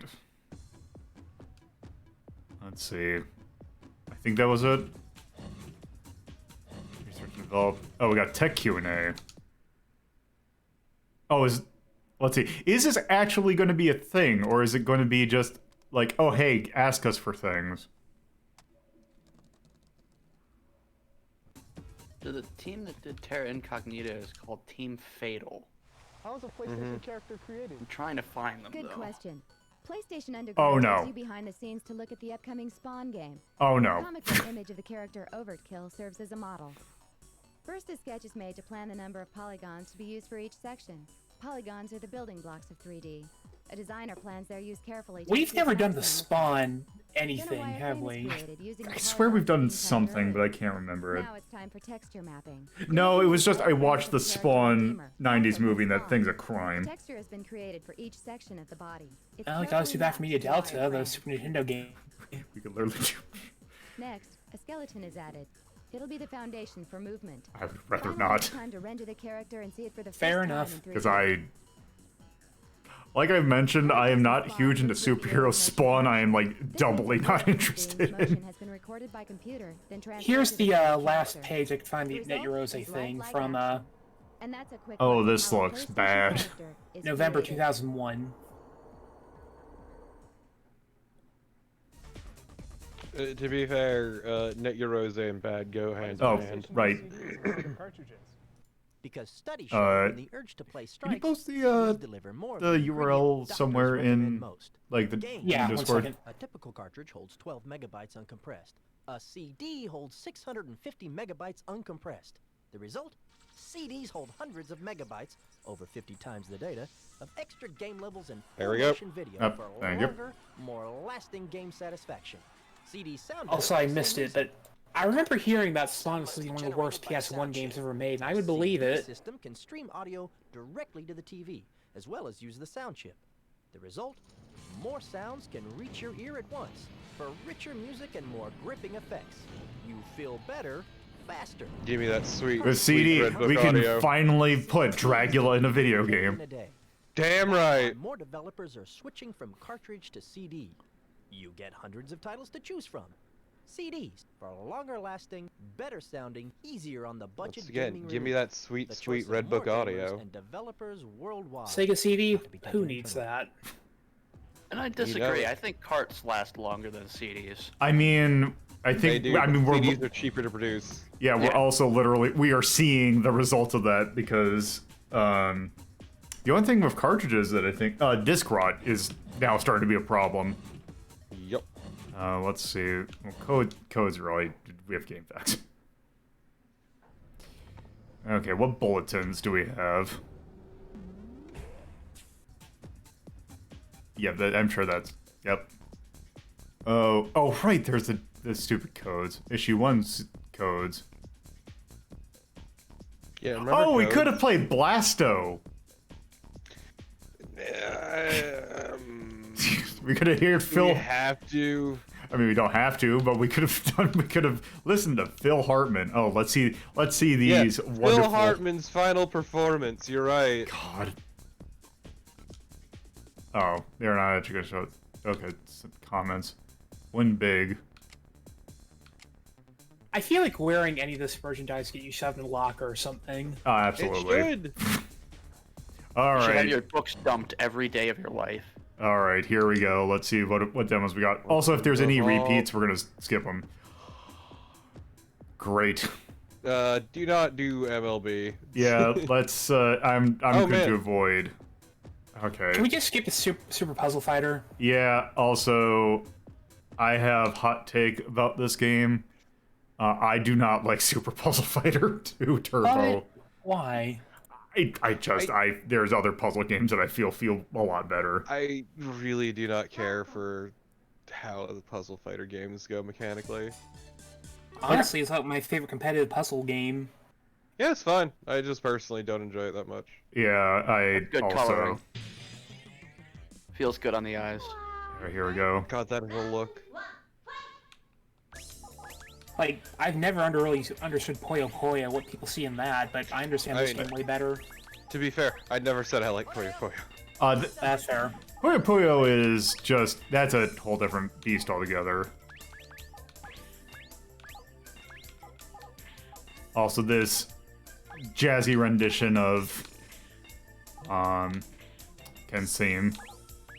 Okay, this is not gonna be great. There. I mean, Sparkpad, I actually, Pedal Upon is solid. Pokemon Puzzle League is way better than it has any right to be. Okay, this is not great. Well, okay. You're turbo fuck. Okay, I can at least break it through that. But it's gonna... Once I get this should...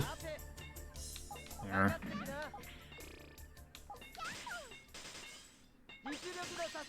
There we go. There we go. Okay, yeah, you just fucking destroyed her. Yep.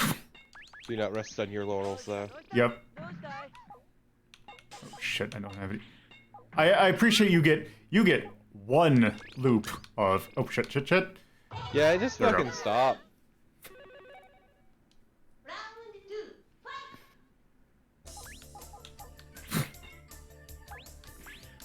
Yeah, there we go, proper. It's back again, baby. I'm not a huge fan of this. Yeah, there's something about the fighting games that, or like puzzle games that do, that try and have the, okay, here are your pieces and here are your pieces that break stuff. Something about them Yeah, just always felt weird to me. It's a little overcomplicated for my taste. For me, Yeah, I I actually prefer had it 'cause- no- Sorry, go ahead. I was gonna say I prefer it because I feel like you have to like plan things out less in advance. That's how I know I'm bad at these sorts of games. Like, I feel like for games like Puyo Puyo and to a lesser extent Magical Drop, you really have to be good at planning ahead. I mean, Magical Drop, you just have to... Magical Drop is a game in which you don't... Thinking will hurt you. Magical Drop is reflexes. But I understand what you mean. Oh, well, I'm dead. Oh yeah, nope, fucking rip and piss, my dude. She just absolutely destroyed your ass. Yep. But yeah, no, I get where you're coming from, Bob. It's just like, I don't know, I feel like this just overcomplicates things personally. And what were you gonna say, Axe? I was just gonna say that I had no clue how you were able to get rid of pieces until like a couple minutes in. Like, it's not immediately apparent, at least to me.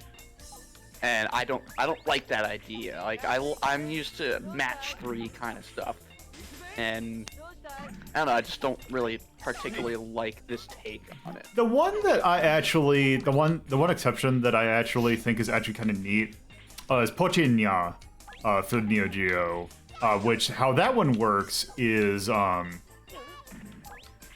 so it's like it's pretty much the same kind of feel as Puyo Puyo. The thing is the fact that Jesus Christ. Yeah, this is also a thing that I'm not a huge fan of, is that it just feels like, oh, well...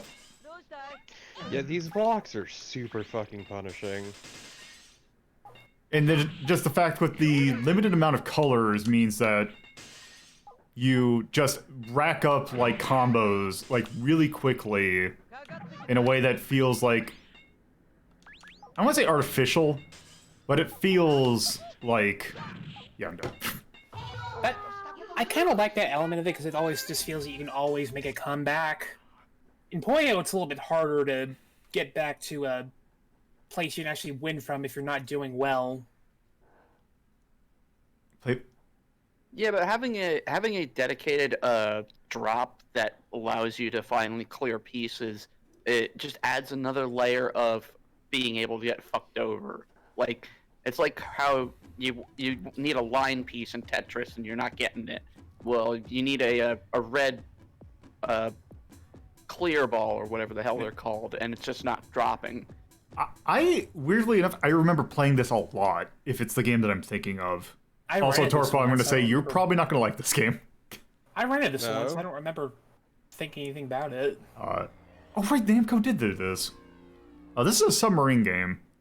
Oh, I mean, depends on what kind of submarine game we're talking. Black Ops Entertainment. They went on a Black Ops World War. Damn. No, they came. Yes. This was a game that I played a lot. Or, I rented this a lot. I never owned it. Oh, man. Puerto Rico Trench, shallow class. Retrieve the Vatican Crucifix. Oh, Wreck of the Conception is that's a very good name to call someone. Okay, so it's just James Cameron, the video game. Oh, okay, here we go. All right.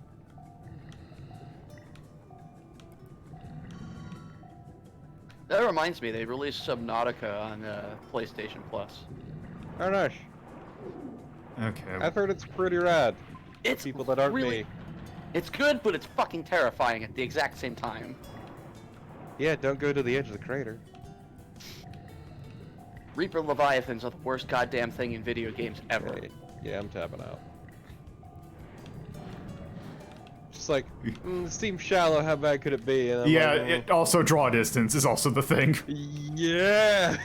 Yeah, I was wondering how long it was going to take for you to tap out of this one. Let's see. Good. What's that? Wait, is that? Shoot it. For a second I thought that was a humpback whale or something. Okay, okay.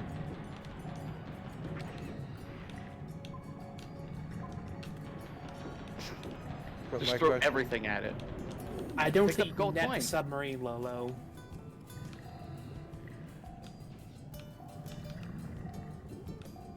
The soundtrack's real chill. I think you gotta go to one of the blinking dots. Yeah. Okay, but axe switches worth Reaper Leviathans or Ghost Leviathans? I didn't encounter Ghost Leviathans as much. Reaper Leviathans were like, they're in very specific areas, and they're there, not there one moment, and then in the next you just hear this horrifying scream, and then they just grab you. It sucks. Look, I'm just saying, don't go to the edge of the crater. I got down about 900 meters with the prawn. Okay, there's that. I never actually finished the game. Ooh. You caught the shark. I caught the shark. Also, oh, wrong button. Okay, I can't. I'm trying to think. How do I get air again?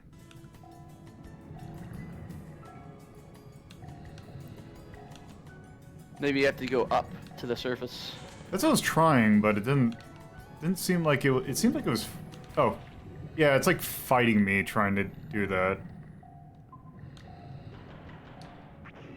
Oh.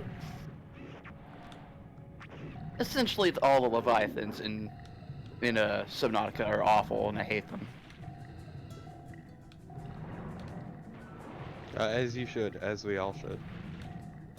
All I want to The do. reason I know these things is one day I got bored and read the fucking Subnautica wiki like an idiot.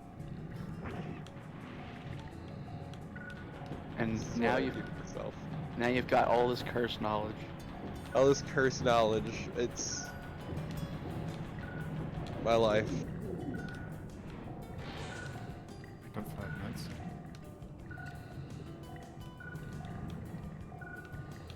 Huh. Oh, hold on. There's a.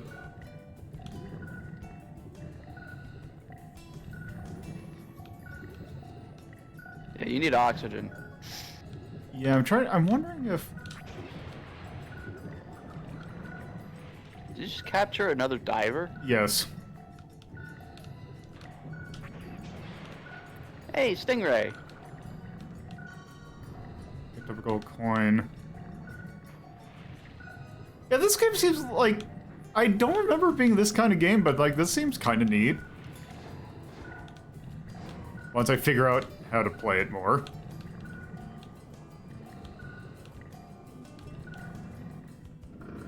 Well.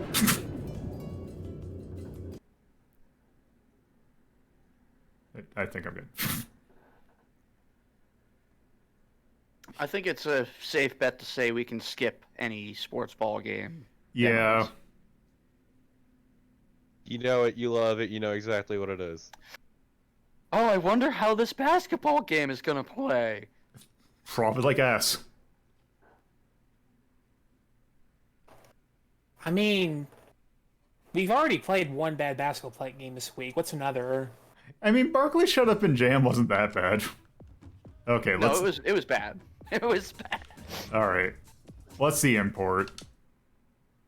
What do we got? What do we got? Wait. Oh my god. Wait. Okay. What? Oh, okay. We know which is the one we got to do. Also, how is this an import? Yeah. How the hell is Symphony of the Night a fucking import? It's probably because it's probably the Japan. Japanese version. Yeah. And this is probably European. Yeah. Yeah, it even says it right there on top. Yep. Let's see. Yeah, we need some. Yeah, we need some wasps. Okay, this is good though.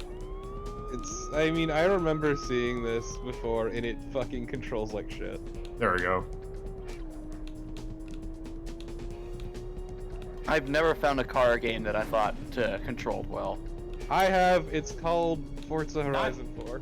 Not a single one? Not one of the Sega arcade games or anything? No, but then again, I'm also really bad at a lot of video games, so... Okay, but what about Mario Kart? Okay, but that's not a car game, that's a kart game. There's a T Karts at are the end. basically cars. There's a T at the end. That's what makes it different. Okay, but does F-Zero count? That game doesn't exist. It's only a myth. It's really hard to come up with a new F-Zero game. You have to have a really big idea. Like, how many Kirby games they made in, like, the last year? So I think the point that they're trying to go with that is that racing games are a little bit like they're not as in vogue as they are now because you need like a lot of stuff with them. And for not Final Fantasy, for F-Zero they have to think of like stuff. How many Mario Kart games have they made? I believe 8. Yeah, also, you need licenses. Alright. That is part of the issue. Let's see. Also, if you get anything Ferrari, you're Oh. pretty fucked. Yeah. Oh, wait. Is this... Oh, it's a video. Yeah, what year is this disc? Probably 97.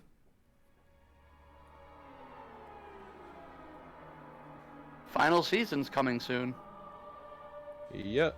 Kind of wondering what they're gonna do next. Cause I mentioned that they have plans for something after, or they're signed on for something after. Well, the I big feel hope like is that they'll go with like Soma Cruz and do like a plot line with him. I bet you it is either going to be the Dracula X arc or it's going to be Yeah. Fucking Yeah. Rondo of Blood is ripe for that shit. Like, move from Rondo to Symphony, I guess, be Yep. the smart thing. Yeah. Either that or Aria. And yeah, because it's going to be the Soma Cruz. It's going to be the Soma Cruz arc. It's going to be the Rector arc. I don't think it's going to be anything Simon, because I don't think there's enough characters in that part of the timeline to do anything. Could you with. imagine them do? Okay, here's the thing though. If they do Simon, that means that they'd have to do an animated version and plot line of Simon's Quest. Of where everyone hates him. Look, I'm Well, just they already did glad. Trevor. I'm just glad that. Okay, here's. Sorry. I'm just glad that Alucard with his sword between his butt cheeks is canon. Here's what I'm thinking though, for like if they had to do Simon's Quest, it'd be him going around different villages, them telling them all the useless hints, and just him swearing profusely at all of them. I mean, yes, he'd basically be Trevor again. Yeah. Yeah, Because Trevor's already hated by everybody. Yeah, legit though, I think the best ones to handle would probably just straight up be like the Richter stuff / Savannah and the Symmetry stuff. You know, actually, I haven't started Season 3 Castlevania yet. I guess I should sometime. I just heard mixed things. Said, I still think a good single season thing would definitely be Portrait of Ruin. Okay, but what if they do like what if they pull like a left field and go with Castlevania 64? No. The only thing that I'd be worried about for... Also, we're going to go to the second disc of that.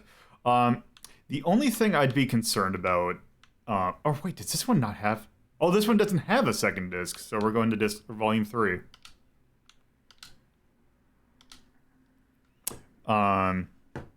I don't think Circle of the Moon's canon anymore. I think they just straight up said, like, that one's not canon. Okay, but left field Order of Ecclesia having to take a picture of that shitty fucking cave troll or whatever. You're back. I forgot what they said about Circle of the Moon, that it's not... Oh,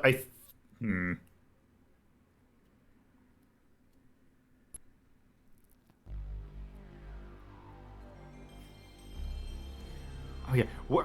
Is Lament... Okay, is... Tuesday Belmont, is that Simon's grandfather or No, because Christopher is Simon's grandfather, and I think Simon is Tuesday's grandfather. If I remember the Castlevania timeline correctly. Okay, but double the fucking Great War of '99. Yeah, no, we're never getting... The War of 99 will never be seen. Give me the War of '99, you cowards! Man, they really went all in on these introductions to these discs. Those, Jenkins. No, not that, sir. Over here. Yeah, it's actually kind of neat, honestly.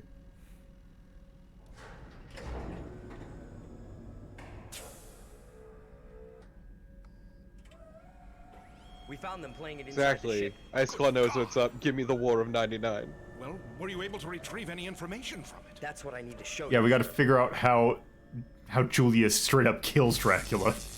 Yeah, Julius, the strongest of all Belmonts.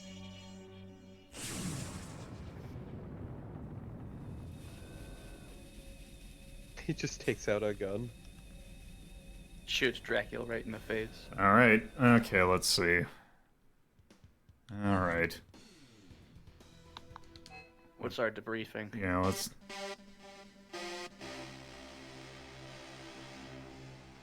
So Torpid, the first debriefing was an interview with David Jaffe. Like your typical sound engineer, started out in Okay. high school. And Wait. For Twisted Metal 2. And was more interested in what was going on the other side of the glass, so to speak. So I went to Berklee College of Music and studied audio engineering. I think I've seen this one and then headed before. out to Hollywood. I love this man's vacant stare. I like his haircut. I like that CRT monitor. Hey, that sweet-ass guitar, though. And then the opportunity here at Sony presented itself to build a recording studio. See, also, facility to you, do what I needed to do. Dementium mentioning Judgment is the reason why I'm kind of concerned if they did Rondo. I don't know what they're gonna... I hate to see what they're gonna do with Maria. How important a piece of the puzzle sound is, and talk It's fine, about she was a child, it's what are the okay. goals for this project, what would they like to Okay, sound like. so... We go over a They would style never guide, do it, but the what best way to moves handle sound Maria like, is have her in a what moves do they completely really different like, art and I style. take that information back and look it over and go through it and then get as close as I possibly can. Everybody else is like this nice 2D animation, and she's just all pixels. Not even all pixels, she just looks like she's from an anime from like the 80s or Oh, 90s. I'm wondering if we're gonna get some Blasto content, because I see that poster in the background. Oh man, Blasto is a fucking tragedy. He can usually be found in his office doing a typical laser blast, gunshots, footsteps. This editing is almost like something out of a cop's show, where like they're showing the criminal doing their crime. Look, man, it's the 90s, okay?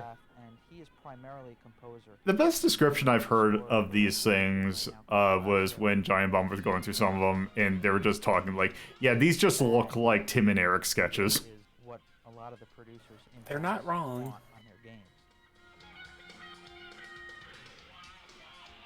We have a It's motion blur all over the place. Here. We call it an adaptive MIDI engine. Chuck is composing the music for Blasto in such a way that it requires him to actually program the musical score. Chuck fucking loves his Casio. Interact with gameplay. So as you approach specific sections of a map, are attacked by some number of enemies, the musical score will actually adapt to that situation, get more exciting, get more intense, get darker.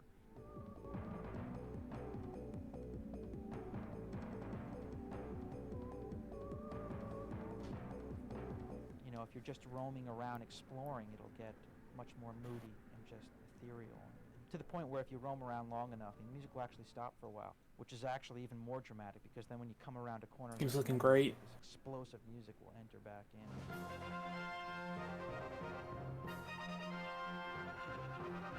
Just knock you right off your seat, so it works really well. Yeah, that requires Chuck to actually program the musical score. He has to really think about not only the typical issues you have to think about when you're composing musical motifs, but he has to think about each gameplay situation that may arise.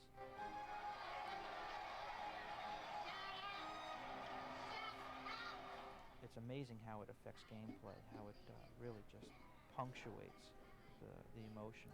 The goal is really to just have the person play the game and go, wow, that was an amazing experience. They might not even be able to put their finger on why it was so much better than the last game they had in their play. Man, it sure is a shame that Blasto sucked. Subliminal elements that just heightens the experience. And it just shows. I guess we gotta make low rank it now, don't we? I mean, you don't have to. I think when people get this game, I think if we do Blasto, then there's what, like 15 seasons of The Simpsons that we can do. I'd help you out, but I don't have a spatula with me. I mean, there are a lot of things he was in. We could do, I don't know, Jingle All the Way. Oh, that's right, he was in that. Alright, behind the scenes. I fucking love Jingle All the Way. Fucking watch it every Christmas. What? Oh no. Well, strap in. There's gonna be guts on the ceiling. Rest in peace, Phil Hartman. Yes, there was a Soldiers game, actually. Yeah, I used to have it.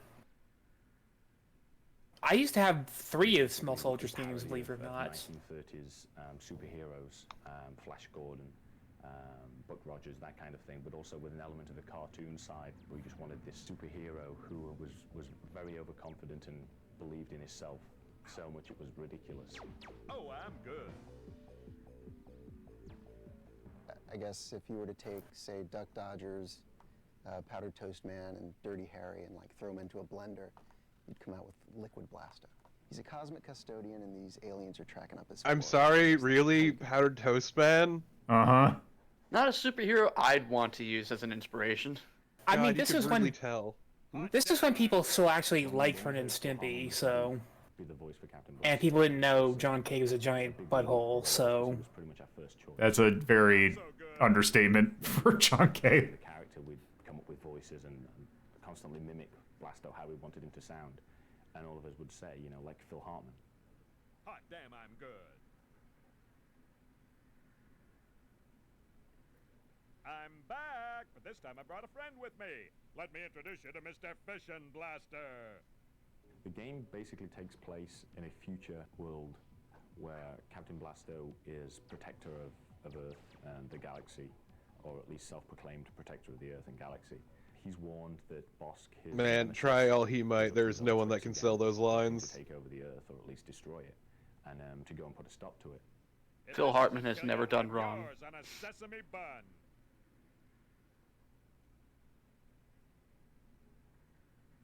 This is not your little brother's video game. Crap creek without a spooge hammer, and now I've got to clean it up. I'm sorry. If you look at our game, without a spooge hammer. Okay, I want to make sure that's what he said. you look at our game, and it looks like a cartoon. It's like a 3D cartoon. Let me just be clear. He said spooge hammer, right? Yes, he said spooge hammer. Okay, I wish he didn't, but I'm glad we know now. Seamlessly with one another. Those words are now out in the air. Video games that have been done before are always very linear and level based. We didn't want to do that. We wanted it to be that, you know, he would walk seamlessly from level to level to level and be able to go back. Duke Nukem did it first. These devs doing this band so fucking dirty. Does a Terrian bat fart propane? Blasto in his Thank you for saying that directly into my right ear. I think he was human at that point. I was playing around with some different characters, some anamorphic characters. I wanted some sort of a space hero that would be fun, something that maybe had the feel of, say, Duck Dodgers. Better have a doctor take a look at that one. Because I really, really love that stuff. But then eventually tried to work it into more of a humanoid type character. Damn, got you all over my shoe. We felt that the personality in the character could really add a lot to a game that we were wanting to do, which was this 3D roaming free environment. Which is why we gave him none of it. You know, pushed around a few ideas with this personality.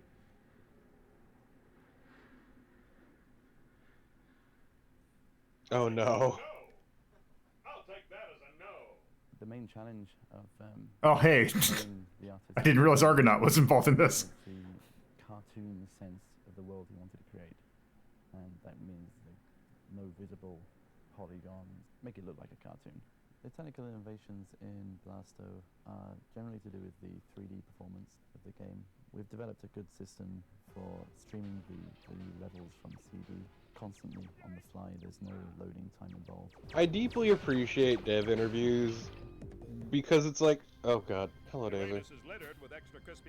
It's always these people who like do not have the skills and have not like trained or anything for taking interviews. So it's always incredibly awkward, and I kind of appreciate that. Yeah.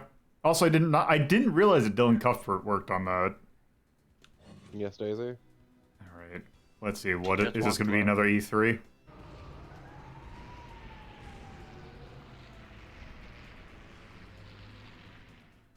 All right.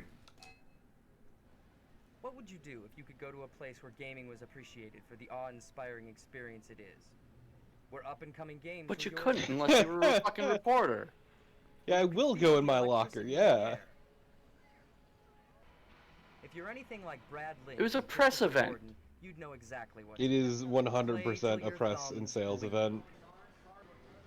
It was like I always got slightly irritated back when there was a thing that people would get really irritated. It's like, oh, why are they showing sales figures and all that in their presentation? World's largest gaming show. E3, also known as the Electronic Entertainment Expo, annually brings together top interactive companies. In fact, over 400 exhibitors. Wow, that looked terrible. That's the face I'm making right now. That face Pac-Man's making. Of it all was the PlayStation.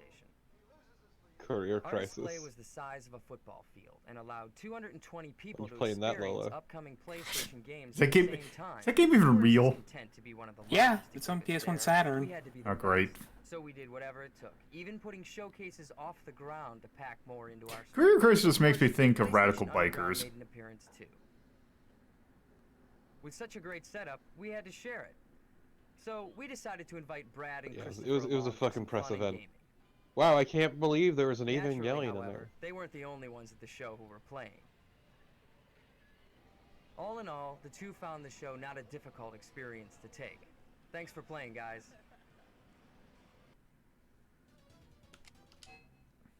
But yeah, all those presentations are purely for the press, or at least they were. The PlayStation Underground flew over to Tokyo to attend Now we get Japan's premier activations. video game show and to check out the gaming atmosphere in the land of the rising sun. Man, I hate the fact that I just saw that line winced for like half a second. Public is allowed in So right, this is 97. First look at all the upcoming games. As the excitement built up, so did the crowd, which wrapped all the way around the convention center. I always enjoyed the giant bomb stories of like old E3 and how miserable it was. Yeah. I've never heard any of those. What are they like? The Tokyo Game Show is Basically, it was just them having to crunch for the entire thing. Oh. And just back in a time when maybe they weren't exactly the greatest with alcohol. Oh hey, it's a Sokyu Gurentai. Because to be fair, they weren't Giant Bomb at the time. They were part of GameSpot. Yeah, GameSpot. And so there was a lot of crunch. There was a lot of like having everyone try to cover as much of it as possible. There was also having people try to cover feeds because you had to specifically connect to a specific line. That was always a hot mess. Hey, compile. Oh yeah, that was because those are two carbuncles. But yeah, it was an absolute nightmare situation because it wasn't well built for it. In Tokyo, there's no better place to do that. Gamers in their natural habitat. That would be a breaking into some basement. bedrooms. That'd be a basement just covered in Cheeto dust. Please do not shit talk Cheetos like this.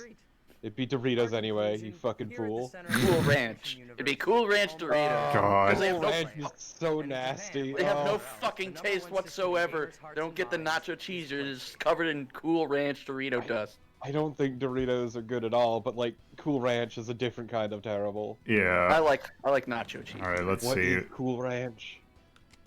Oh, Ogre Battle. Oh, good. Ogre Battle and Dynasty Warriors. Okay, stop it. Those are some good saves to get. All right. Up. Yeah, time for some more Net Heroes, eh? Or maybe. What about the games? Oh, right.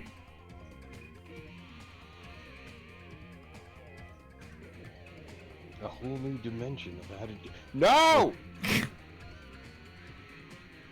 Yeah, not even the DualShock, the analog controller. This is a really cool Did that controller.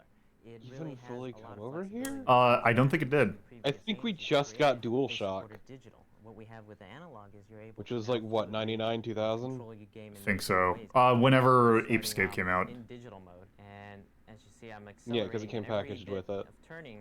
I'm actually. Ape Escape hitting was my just a directional tech button. demo for the And new when I controller, brake, I really. brake. Yes. Yeah, I mean, it's still a fun game though. Oh, yeah. If I start now, Yeah. I have But it was very much, hey, you now have two sticks. Well, yeah, it's See, I literally how the slow game down played. Gradually. As well as And yet they accelerate. still didn't know how to do a You can first-person shooter back see if I then. brake, I can gradually press on my brakes and slow down. To be fair, it took a while to get a good idea of that. Oh, that is. Indicated without a light being It's shown. weird to think of like them how. Oh, like yeah, let's have acceleration and braking on the stick. If we put it into the analog It mode, was 99. by the red light, we now support these features, and we can control the game itself by moving the joysticks. What happens is the developers may have the option to use these as optional features, such as maybe the car honking or looking in reverse. God, fucking analog button. So here at Developers love it. To be able to use the analog controller, especially for Apocalypse in particular. Our game involves 300 Yeah. degrees of movement and firing. So with the D-pad, That's the game you're gonna show this thing off. but with the analog controller, if you want to hit 22 Oh points, God, I you remember can shoot the guy in the front Apocalypse. of the room that's trying to take you out. Is that Apocalypse or is it Contra? No, that's Apocalypse. Yeah, it's Apocalypse. And we're not ranking these. We're just looking at them. Folks, we're working on this new game called Croc, Legendary Gobos, which features this lovable crocodile. I forgot Croc supported the analog stick. Yep. And I don't felt think it just helped as much. terrible as you think. That game would have been a lot better if it didn't have hand controls, but oh well. Honestly, it plays better with the stick, but it still feels like crap. Yeah, remember when that was meant to? Oh, here we go. All of the analog joystick capabilities. If you want to walk slowly, Mark Do Kearney. not play Crash with a basically joystick. Just point it in the direction you want to move, whether you're walking or riding a jetpack. Wow. I'm really excited. It's a to be young able to Mark bring Kearney, this to wow. PlayStation owners throughout the world. What they'll find is that the PlayStation is The thing that he's been making games since he was 16. 3D That's games as any other insane. hardware system. At China, we've been waiting for years for a new input device to be made. But Sony, by making this dual analog Slow controller, zoom. have really made a huge difference to the feel of the game. Ugh, do Snap not right manhandle. Underground Yeah, and do not manhandle the stick like that. Also, what? And then Sony sent me one of these. What was Sony even working on? And my first go, I got like 5 or 6 times farther in the game on my first Didn't try. Shiny do And it's Earthworm simply Jim? because you can set Yes. the angle of the wheels of the car, just like you're driving a real car. Because yes, by the he pitch yes. Of the little sticks here. Man, Yeah, remember the Earthworm controller Jim allows you, 3D? the player, Yep. ability I to think what find we were control probably in doing the around this game. time was this one just named on and Wild off, 9, if you but heard Oh, of that Wild one. 9. Okay, yeah. Yeah, what I'm really excited Man, about that's is what like that C we can do ranks. this on Sony. We don't have to go do it on God, he Nintendo. just looks I like the probably shouldn't whitest say man that. alive. I mean, he always has. What if mayonnaise took human form? Alright, Tech Q&A. Let's see, do we have anything here? Sludge. Yeah, this is where the tech folks belong. The alligator. Well. Chomp! 4 times, bitches! CDs made. Disgusting. We get this question all the time, so let's get to the answer. We're at Sony Disc Manufacturing, Springfield, Oregon. It's 7 a.m. I love and we're how's it all made. night making PlayStation CDs. We got a camera inside to Show's find out great. how it's done. Security is tight How because it's made. valuable I master forget the CDs are proper made in name. this room. I think it's how it's Delicate made. Process. Yeah. Check out By the the way, protective gear. show's great. A stray speck I of think hair there's skin. like 2 of them that like do the exact same thing. Your game came from a developer on a special Maybe. gold CD as a series of zeros and ones, offs and ons. Look, A how it's laser made reads this is pattern, then great flashes though. off and on to burn it into a glass It's really master just disc filled like with photosensitive film. it's something to just disc is fucking rinsed. vibe Parts of the to. film that have been exposed by the laser wash away, leaving a series of pits and bumps in a track. This track is so narrow that a single strand of your hair would cover 40 of its rings. A laser in your PlayStation reads the track, and computer chips convert the zeros and ones into the graphics and sound of your game. The actual CD starts here as a handful basically of plastic magic. pellets. They get melted. Yeah, Hot plastic congrats. flows That's into a basically stand how where all it's of pressed modern with the tech track is. of your game. Just magic and Black ink bullshit, and is if you added break it down, to it sounds give the like CD its nonsense. distinctive, cool PlayStation-only look. This also helps protect the CD from illegal copying. A thin aluminum coating allows the laser to reflect off the track and read it.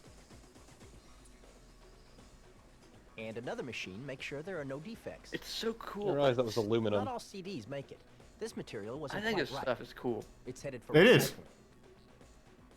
Next, artwork is added through screens, one color at a time. Ultraviolet light dries the CDs between colors. Automatic guided vehicles, or AGVs, move the CDs along. Yeah, legitimately, like seeing the They help production us side staff is fucking fascinating 375 every time. employees turn out over 6 But no million matter CDs how a much month. they explain it, That it's includes just games, magic to me. computer I don't CDs, understand music it. CDs and more for all kinds of companies. Because it's one of those things Sometime that tonight like you'll go to sleep, but CD manufacturing plants It's the people who do this as like their profession will understand. around in shower caps, Yeah. robots are on the move, and the next hot new game for PlayStation is headed your way. I'm glad he didn't mention the face masks because of the chemicals involved. Just casually glossed that over. Alright, let's see what demos we got. Big money, big money. It's all garbage. It's all fucking garbage. Rude! Oh joy. Okay. Oh! Armored Core, baby! Good! Let's see. Hell yeah! Okay, let's first see because NFL oh good. players. Okay. Oh. Oh yeah! Oh, this is. Oh no. Oh man. Steel Knight is fucking All right. terrible. This is a good disc. I'm gonna This is a warn you. hot mess. I'm not trying to talk bad about you, but you're not getting anywhere proper. That game's impossible. We'll see.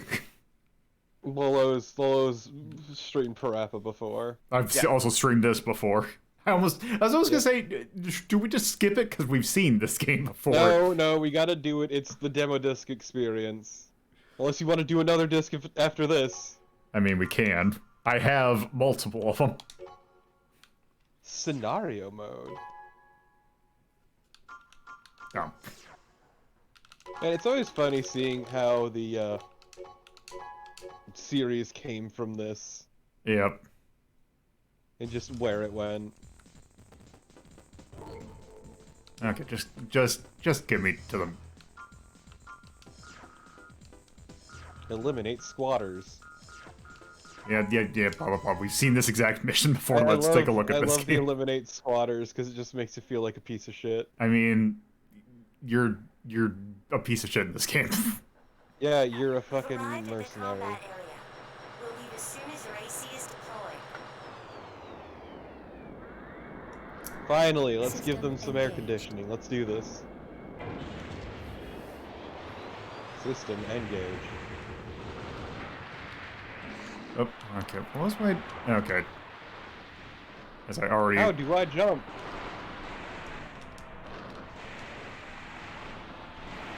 I've always wanted to play more of these games. I haven't yet. They seem like they're pretty good. So any Armored Core that's not this one is actually really good. Like, this one's not terrible, but it's like... They're learning with this one. Oh, here we go.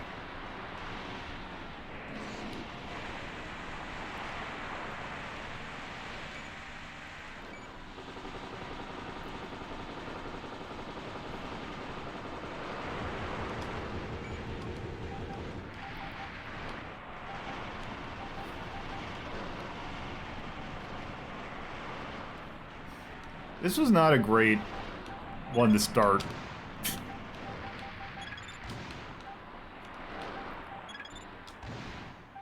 Just a reminder, I started with like 8,000 health.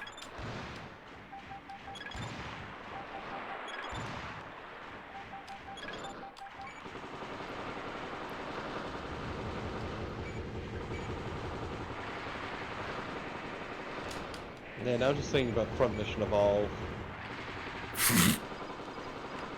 Surprisingly, not the worst action-based Front Mission game. Target achieved. Oh, I won. Somehow.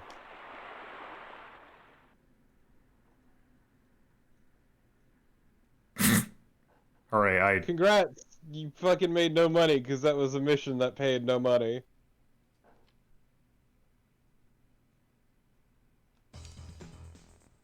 Okay, that was Armored Core. That was Armored Core. You get the gist of it. We have fully ranked this. Big Mech Go Burr. Alright. Now, time for this. I have not played this in a while. Man, this game's good. I love this game so much. It's a good, simple puzzle game. Now, the question is, do we have the best part about this?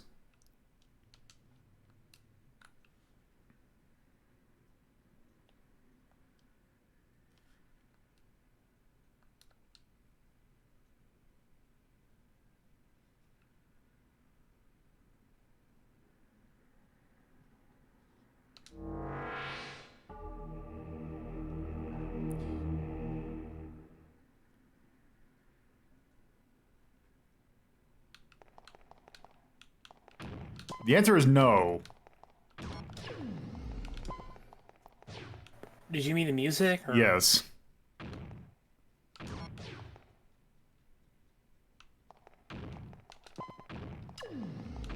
Shut.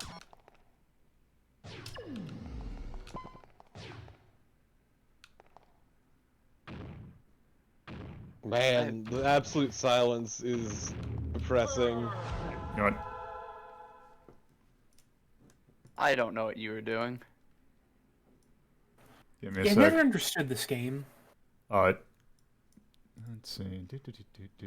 You hit the green cubes, they bring down every gray cube around them. Or just every cube around them in general. They hit green cubes, those bring down other gray cubes or green cubes, yada yada. And you want to get rid of all the gray cubes and green cubes. Okay, let me...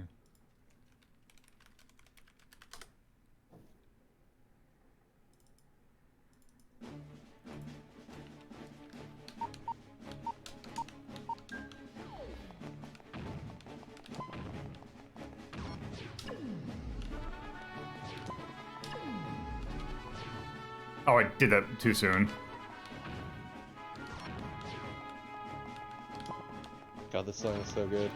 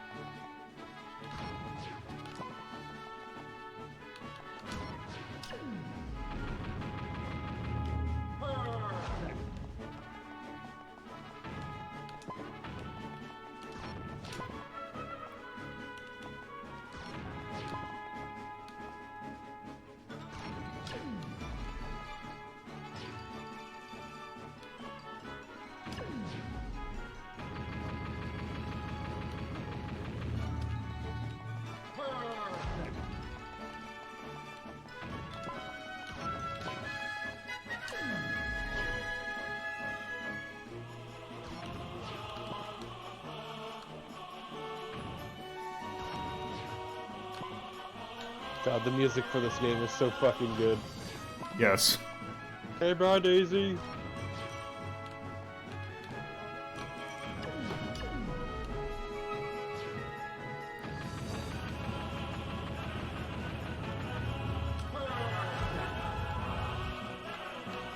I forget, can you get caught by those when they're going down? Yes.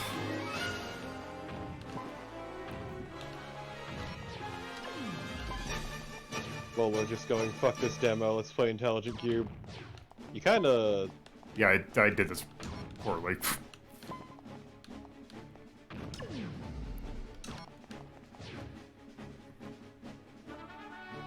That's, yep. Oof. Okay. Fucking love this game, it's great. Oh,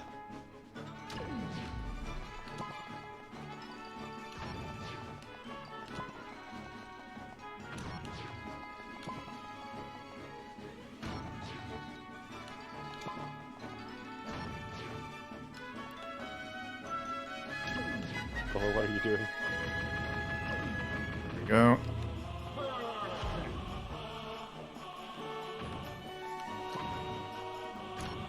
This music's so fucking hype. 5 moves, Lolo. You can do this in 5 moves. In theory, I could.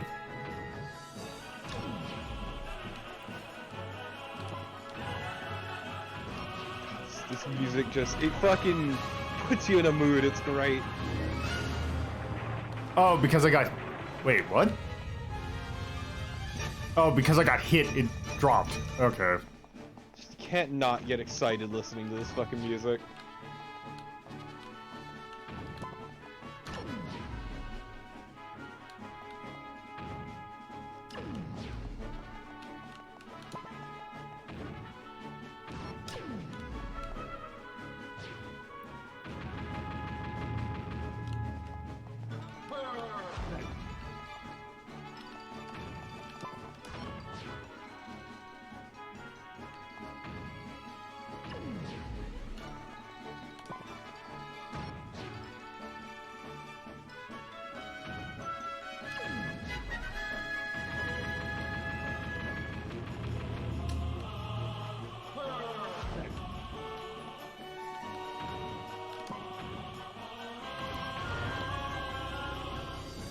Oh, why'd I do that?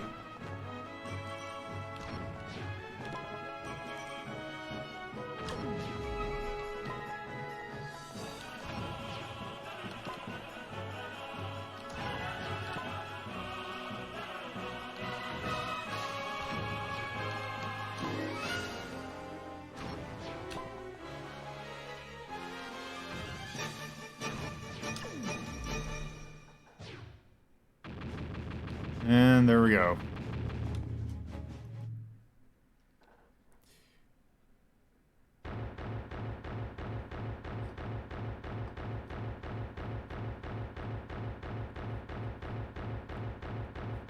You did it, Lolo. You beat the game. Uh-huh.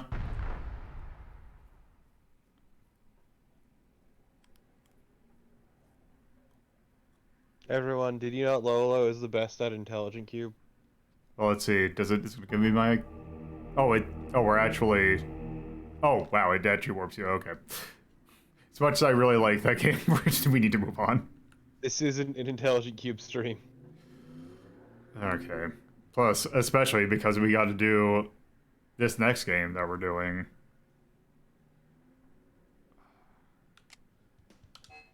Alright, I imagine it's got to be Chop Chop. Yeah, it's got to... Yes.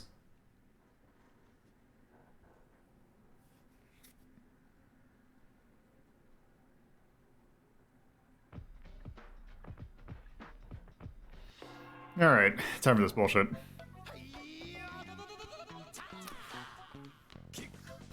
Let's see if I can remember how to do this properly.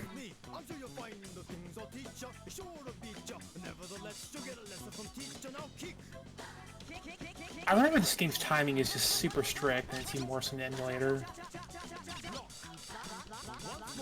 Yes and no.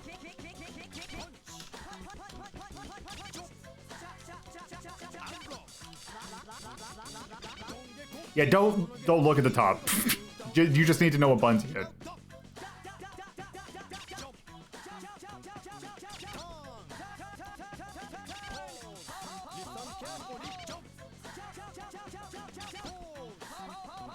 This game is fucking insufferable. And it's all just because the detection on when you're supposed to actually hit the button is completely fucked. No, it's tight but correct. The issue here is freestyling.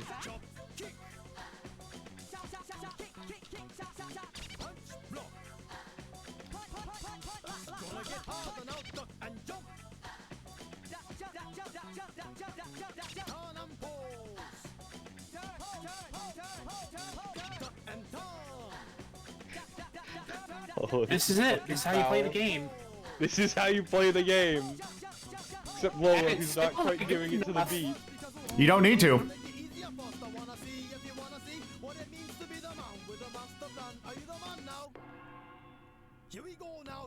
Apparently Proper 2 is a lot better overall.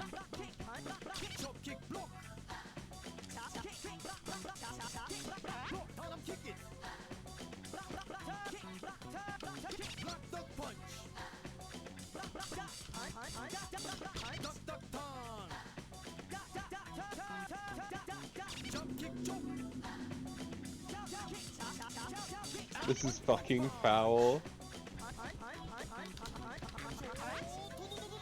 Oh, I almost lost at the end. Yeah, because you were playing like an asshole. But I can't believe the game faulted you for that. What did you do wrong? I was super off the rhythm, and no, we're not gonna try that again. Super off the rhythm, but especially the actual button presses. Like, if you do those to the rhythm, it still sounds terrible, but you get the points. Yeah. I need to try Proper 2 though, because I believe that's a lot more lenient about the detection overall. Okay, that's So, great. Steel Rain is terrible. I distinctly remember this.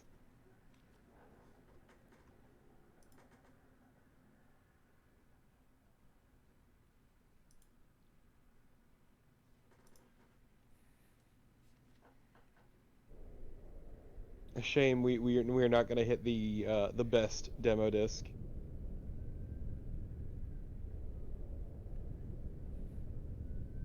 But yeah, how do you feel about tanks, everyone? Fucking Diamondback. I appreciate getting them when I do something for somebody. There we go.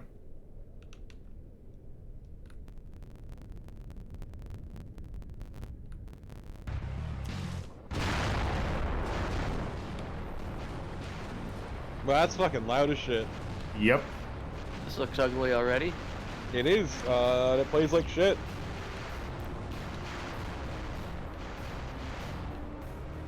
Also, I'm just hearing. Yeah, it's fucking cacophonous.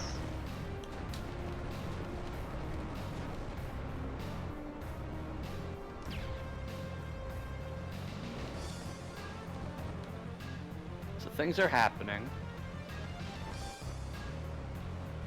That is a flat-ass looking tank, though. Yep.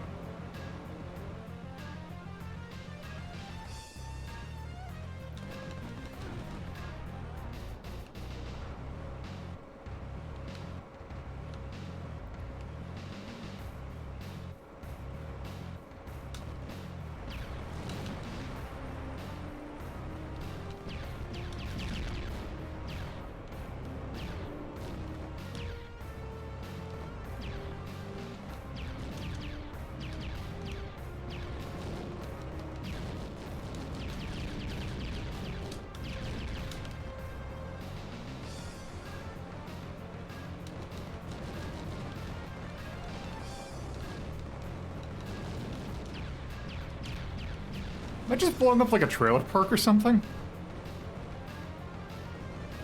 A military trailer park.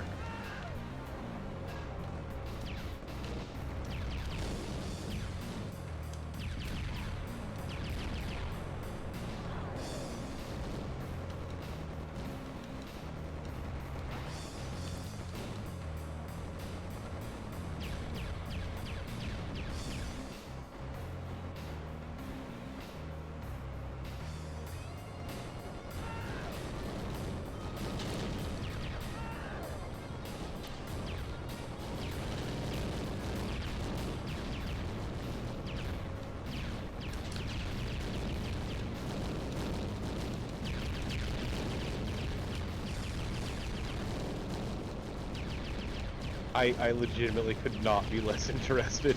Yeah. This is certainly a game that also I'm like there were a ton of games like this back in PS1 era, but you never see anything like that anymore. There's might be a good reason why, because these games were all the same. What do you call them? Vehicle-based mission games? I don't know. Stuff like the strike games? Maybe. Alright, that's enough Steel Rain. Okay, what's my import? Shit better be good.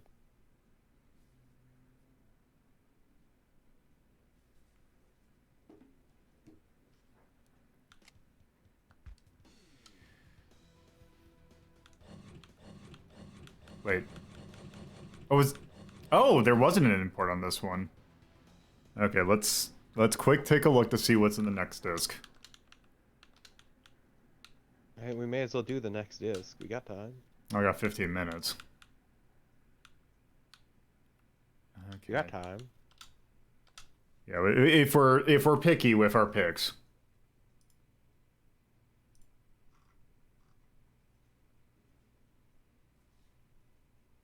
Hey Lola, is it okay if I redeem a thing between games? I mean, go for it.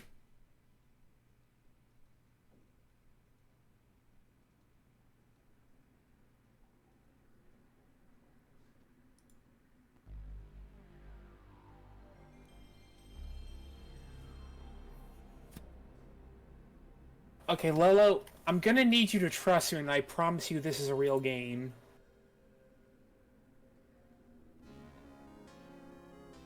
Okay.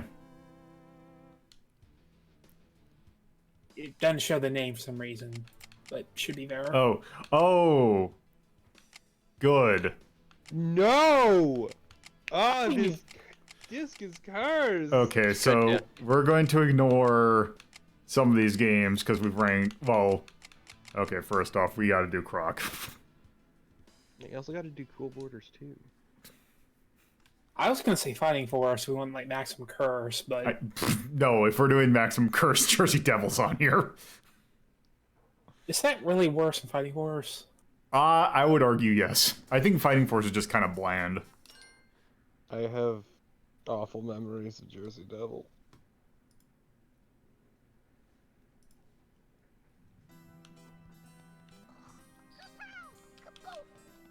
Oh man. Can you use the stick? No.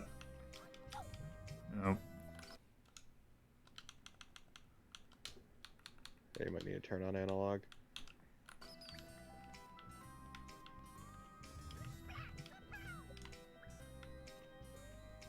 Well, Yeah, first off, you gotta hit it. Hold on. Also, no. Oh. This is a really weird spot to drop you in. Oh, there we go. Can I like... Yeah, hit the question box, or I think you need to do like a hip drop or something. I've always wanted to like this game, but I just can't figure out the controls. Not figure them out, I can't get comfortable with them, I should say. Just gotta keep hitting it. You just gotta keep hitting it.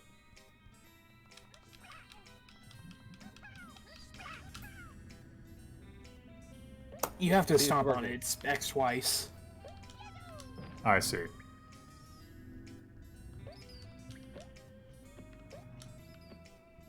This game is very good. Alright. I do like the noise that those make.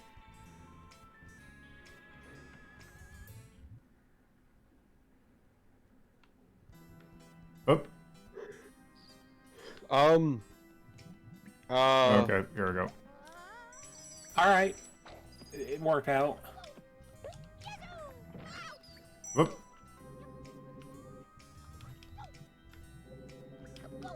I've never actually played this game before. It's not worth it.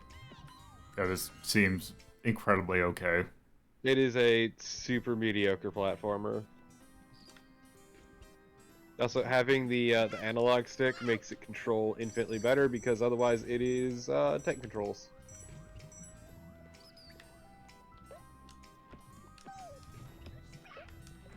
Oh, is this... based on Sonic rules. I guess. It's basically Sonic Health.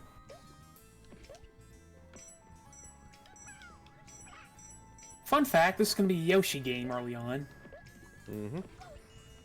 If you look the bad guy, it's pretty obvious he was supposed to be Bowser, because he looks like a knockoff Bowser. Let me drop that in the mic loaders. Oh. Also, this is going to be a last demo because I forgot that I have to do something at the we are doing something at the end of this. In regards to what we're doing next Sunday. Oh. You'll see once this demo ends. Joke's on you, the demo never ends. The real demo is the demo in our hearts. It's the friends we made along the way. That's stupid. Well...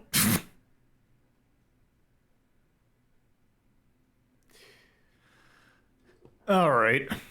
Well, there's Croc.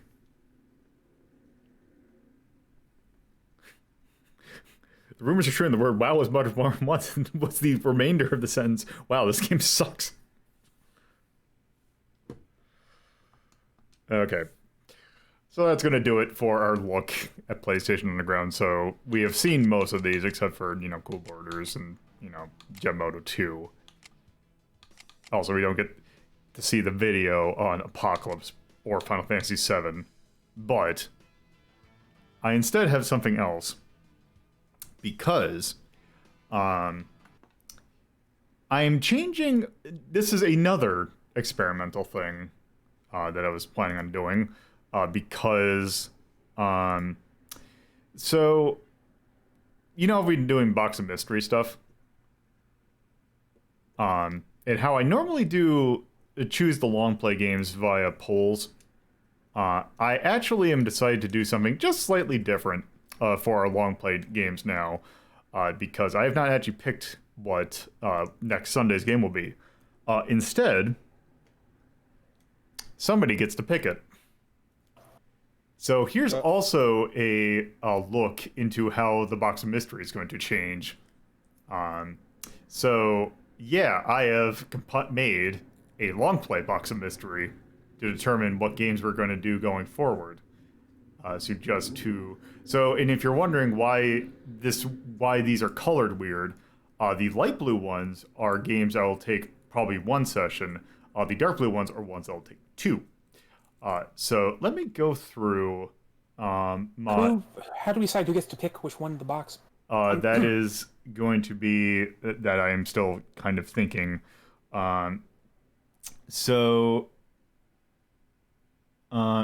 Doesn't Twitch have like a raffle thingy? I think so.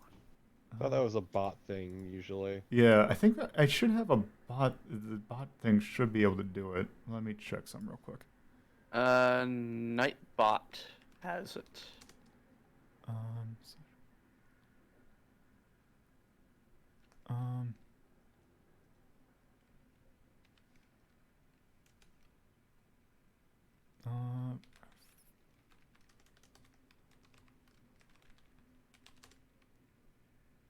Okay, no, there's no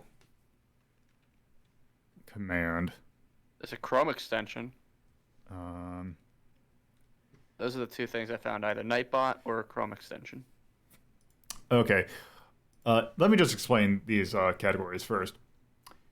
So sense of style, these games basically have kind of unique styles for them. What exactly that means, we'll see. But again, that's just what that is. Adventure Ho, it's adventure games. Boo is, kind of survival horror, scary-ish kind of games. Dungeons and Dragons are not necessarily games involving Dungeons and Dragons, but like the actual property, but the actual concept, high fantasy kind of stuff. We got Hop, Skip, and Jump. These are platformers. In Search of Action are Metroidvanias in that kind of game. let's get it over with. Our kind of popular games that are just like, oh, hey, here's the things we've seen a bunch. And just like, they've been covered elsewhere. Media Delta debate is stuff that's based on licenses. One Puzzle Use Guns, these are shooters. PC Fun Times are in fact PC games of various types. PSX RPG K Thanks are PlayStation RPGs. And Sneaky Sneaky are games involving stealth. So I'm gonna do, let's see. Question. Yep. May I use ask for a particular box for these? No. Okay. These are a bit too like specific. Also, I'm gonna see if this works, just so I can do this a little bit fairly. We can see everything. Yep, I know. Okay, yeah, because this is my Firefox. So, all right, who wants to be potentially picked? Just no. Right. Put me in, please. X, Bomb, Torpo. Anyone in chat?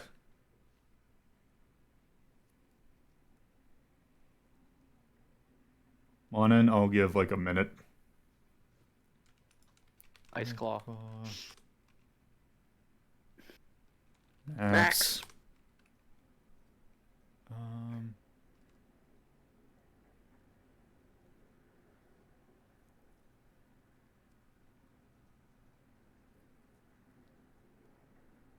I'll give it about 15 more seconds.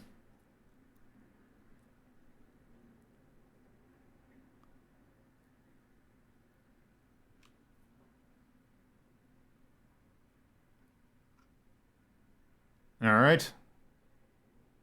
This is free.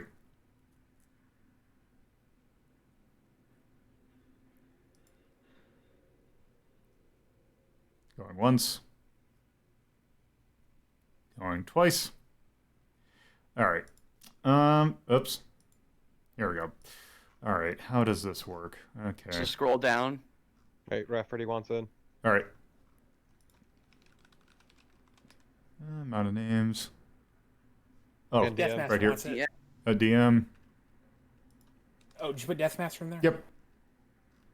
Oh, right here. Yep, you just click that start button and it'll cycle through the names. All right. All right, Torpo. Yeah! Show me the list! Choose well. Well, I mean... Just a reminder, light blue is 1 episode, dark blue is 2. A2. A2. Adventure Ho. Great. We're doing an Inherit the Earth. Oh, cool. This game is... It's also not how you spell Interesting. inherit, but oh well. I bet Raffi's looking forward to this one. I know he talks about this one a lot. Yeah, because this is certainly a game. So, congratulations for taking a look at a very furry arcade or adventure game next week. Okay. So I will go ahead and make that a I will make that is what we're gonna start doing on Sundays. I'm happy to help. Okay. So yep, that is what we're gonna do next Sunday. I'll have to so that's the schedule's gonna be a little bit delayed because I gotta actually make the thumbnail for it because I didn't know what we're gonna be doing. So anyway, that is what we're gonna be doing on Saturday or Sunday. I am legally obligated to pick adventure games. It's in my nature. Actually, I'm kind of curious. What are the other couple games in here? For the record, I would have gone with A6. Oh no, A7. A7. I was going to do 8A. 8A. Let's see, 8A. Well, one of you would have been really... Well, actually, technically, I think both of you would have been happy, but... Oh, well. Anyway, that is going to do it for this. So let's talk about what we're doing on Friday, because it's going to be fun. So, yes. Thank you all for watching. If you're watching this on Twitch, you can on my YouTube channel, youtube.ldpoutlife. There you can watch episodes at your leisure. This episode will go up on Wednesday. If you're watching this on YouTube, you can on my Twitch channel, twitch.tv/LoadPuzzlo.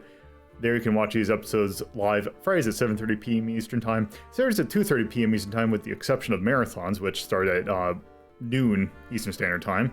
There's also Sunday at 1 p.m. Eastern Time. There's also my personal Twitter at LoadPuzzlo, the show's Twitter at Hazeltown Story. There's a Discord, discord.ldp.life. When polls are active, you can take part in polls and various other things. There is a Patreon. $2 and $5 tiers helps with hosting costs. And also some other expenses. Radio.ldp.life should take you to the podcast channel that you can, go there and it will tell you how to get it on your podcatcher of choice. And that'll do it.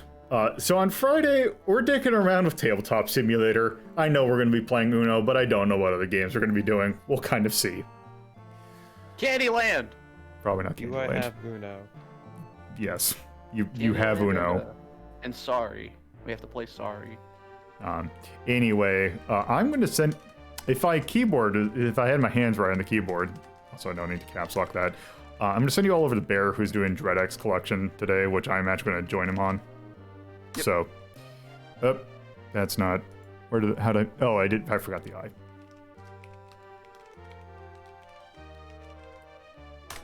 There we go. So, there's that. So, thank you all for watching, and have a good whatever time it is when you're watching this. Later. Also, I don't know if Bear's up yet, but it's channel. Yeah, but stick around. It should start momentarily. So, later.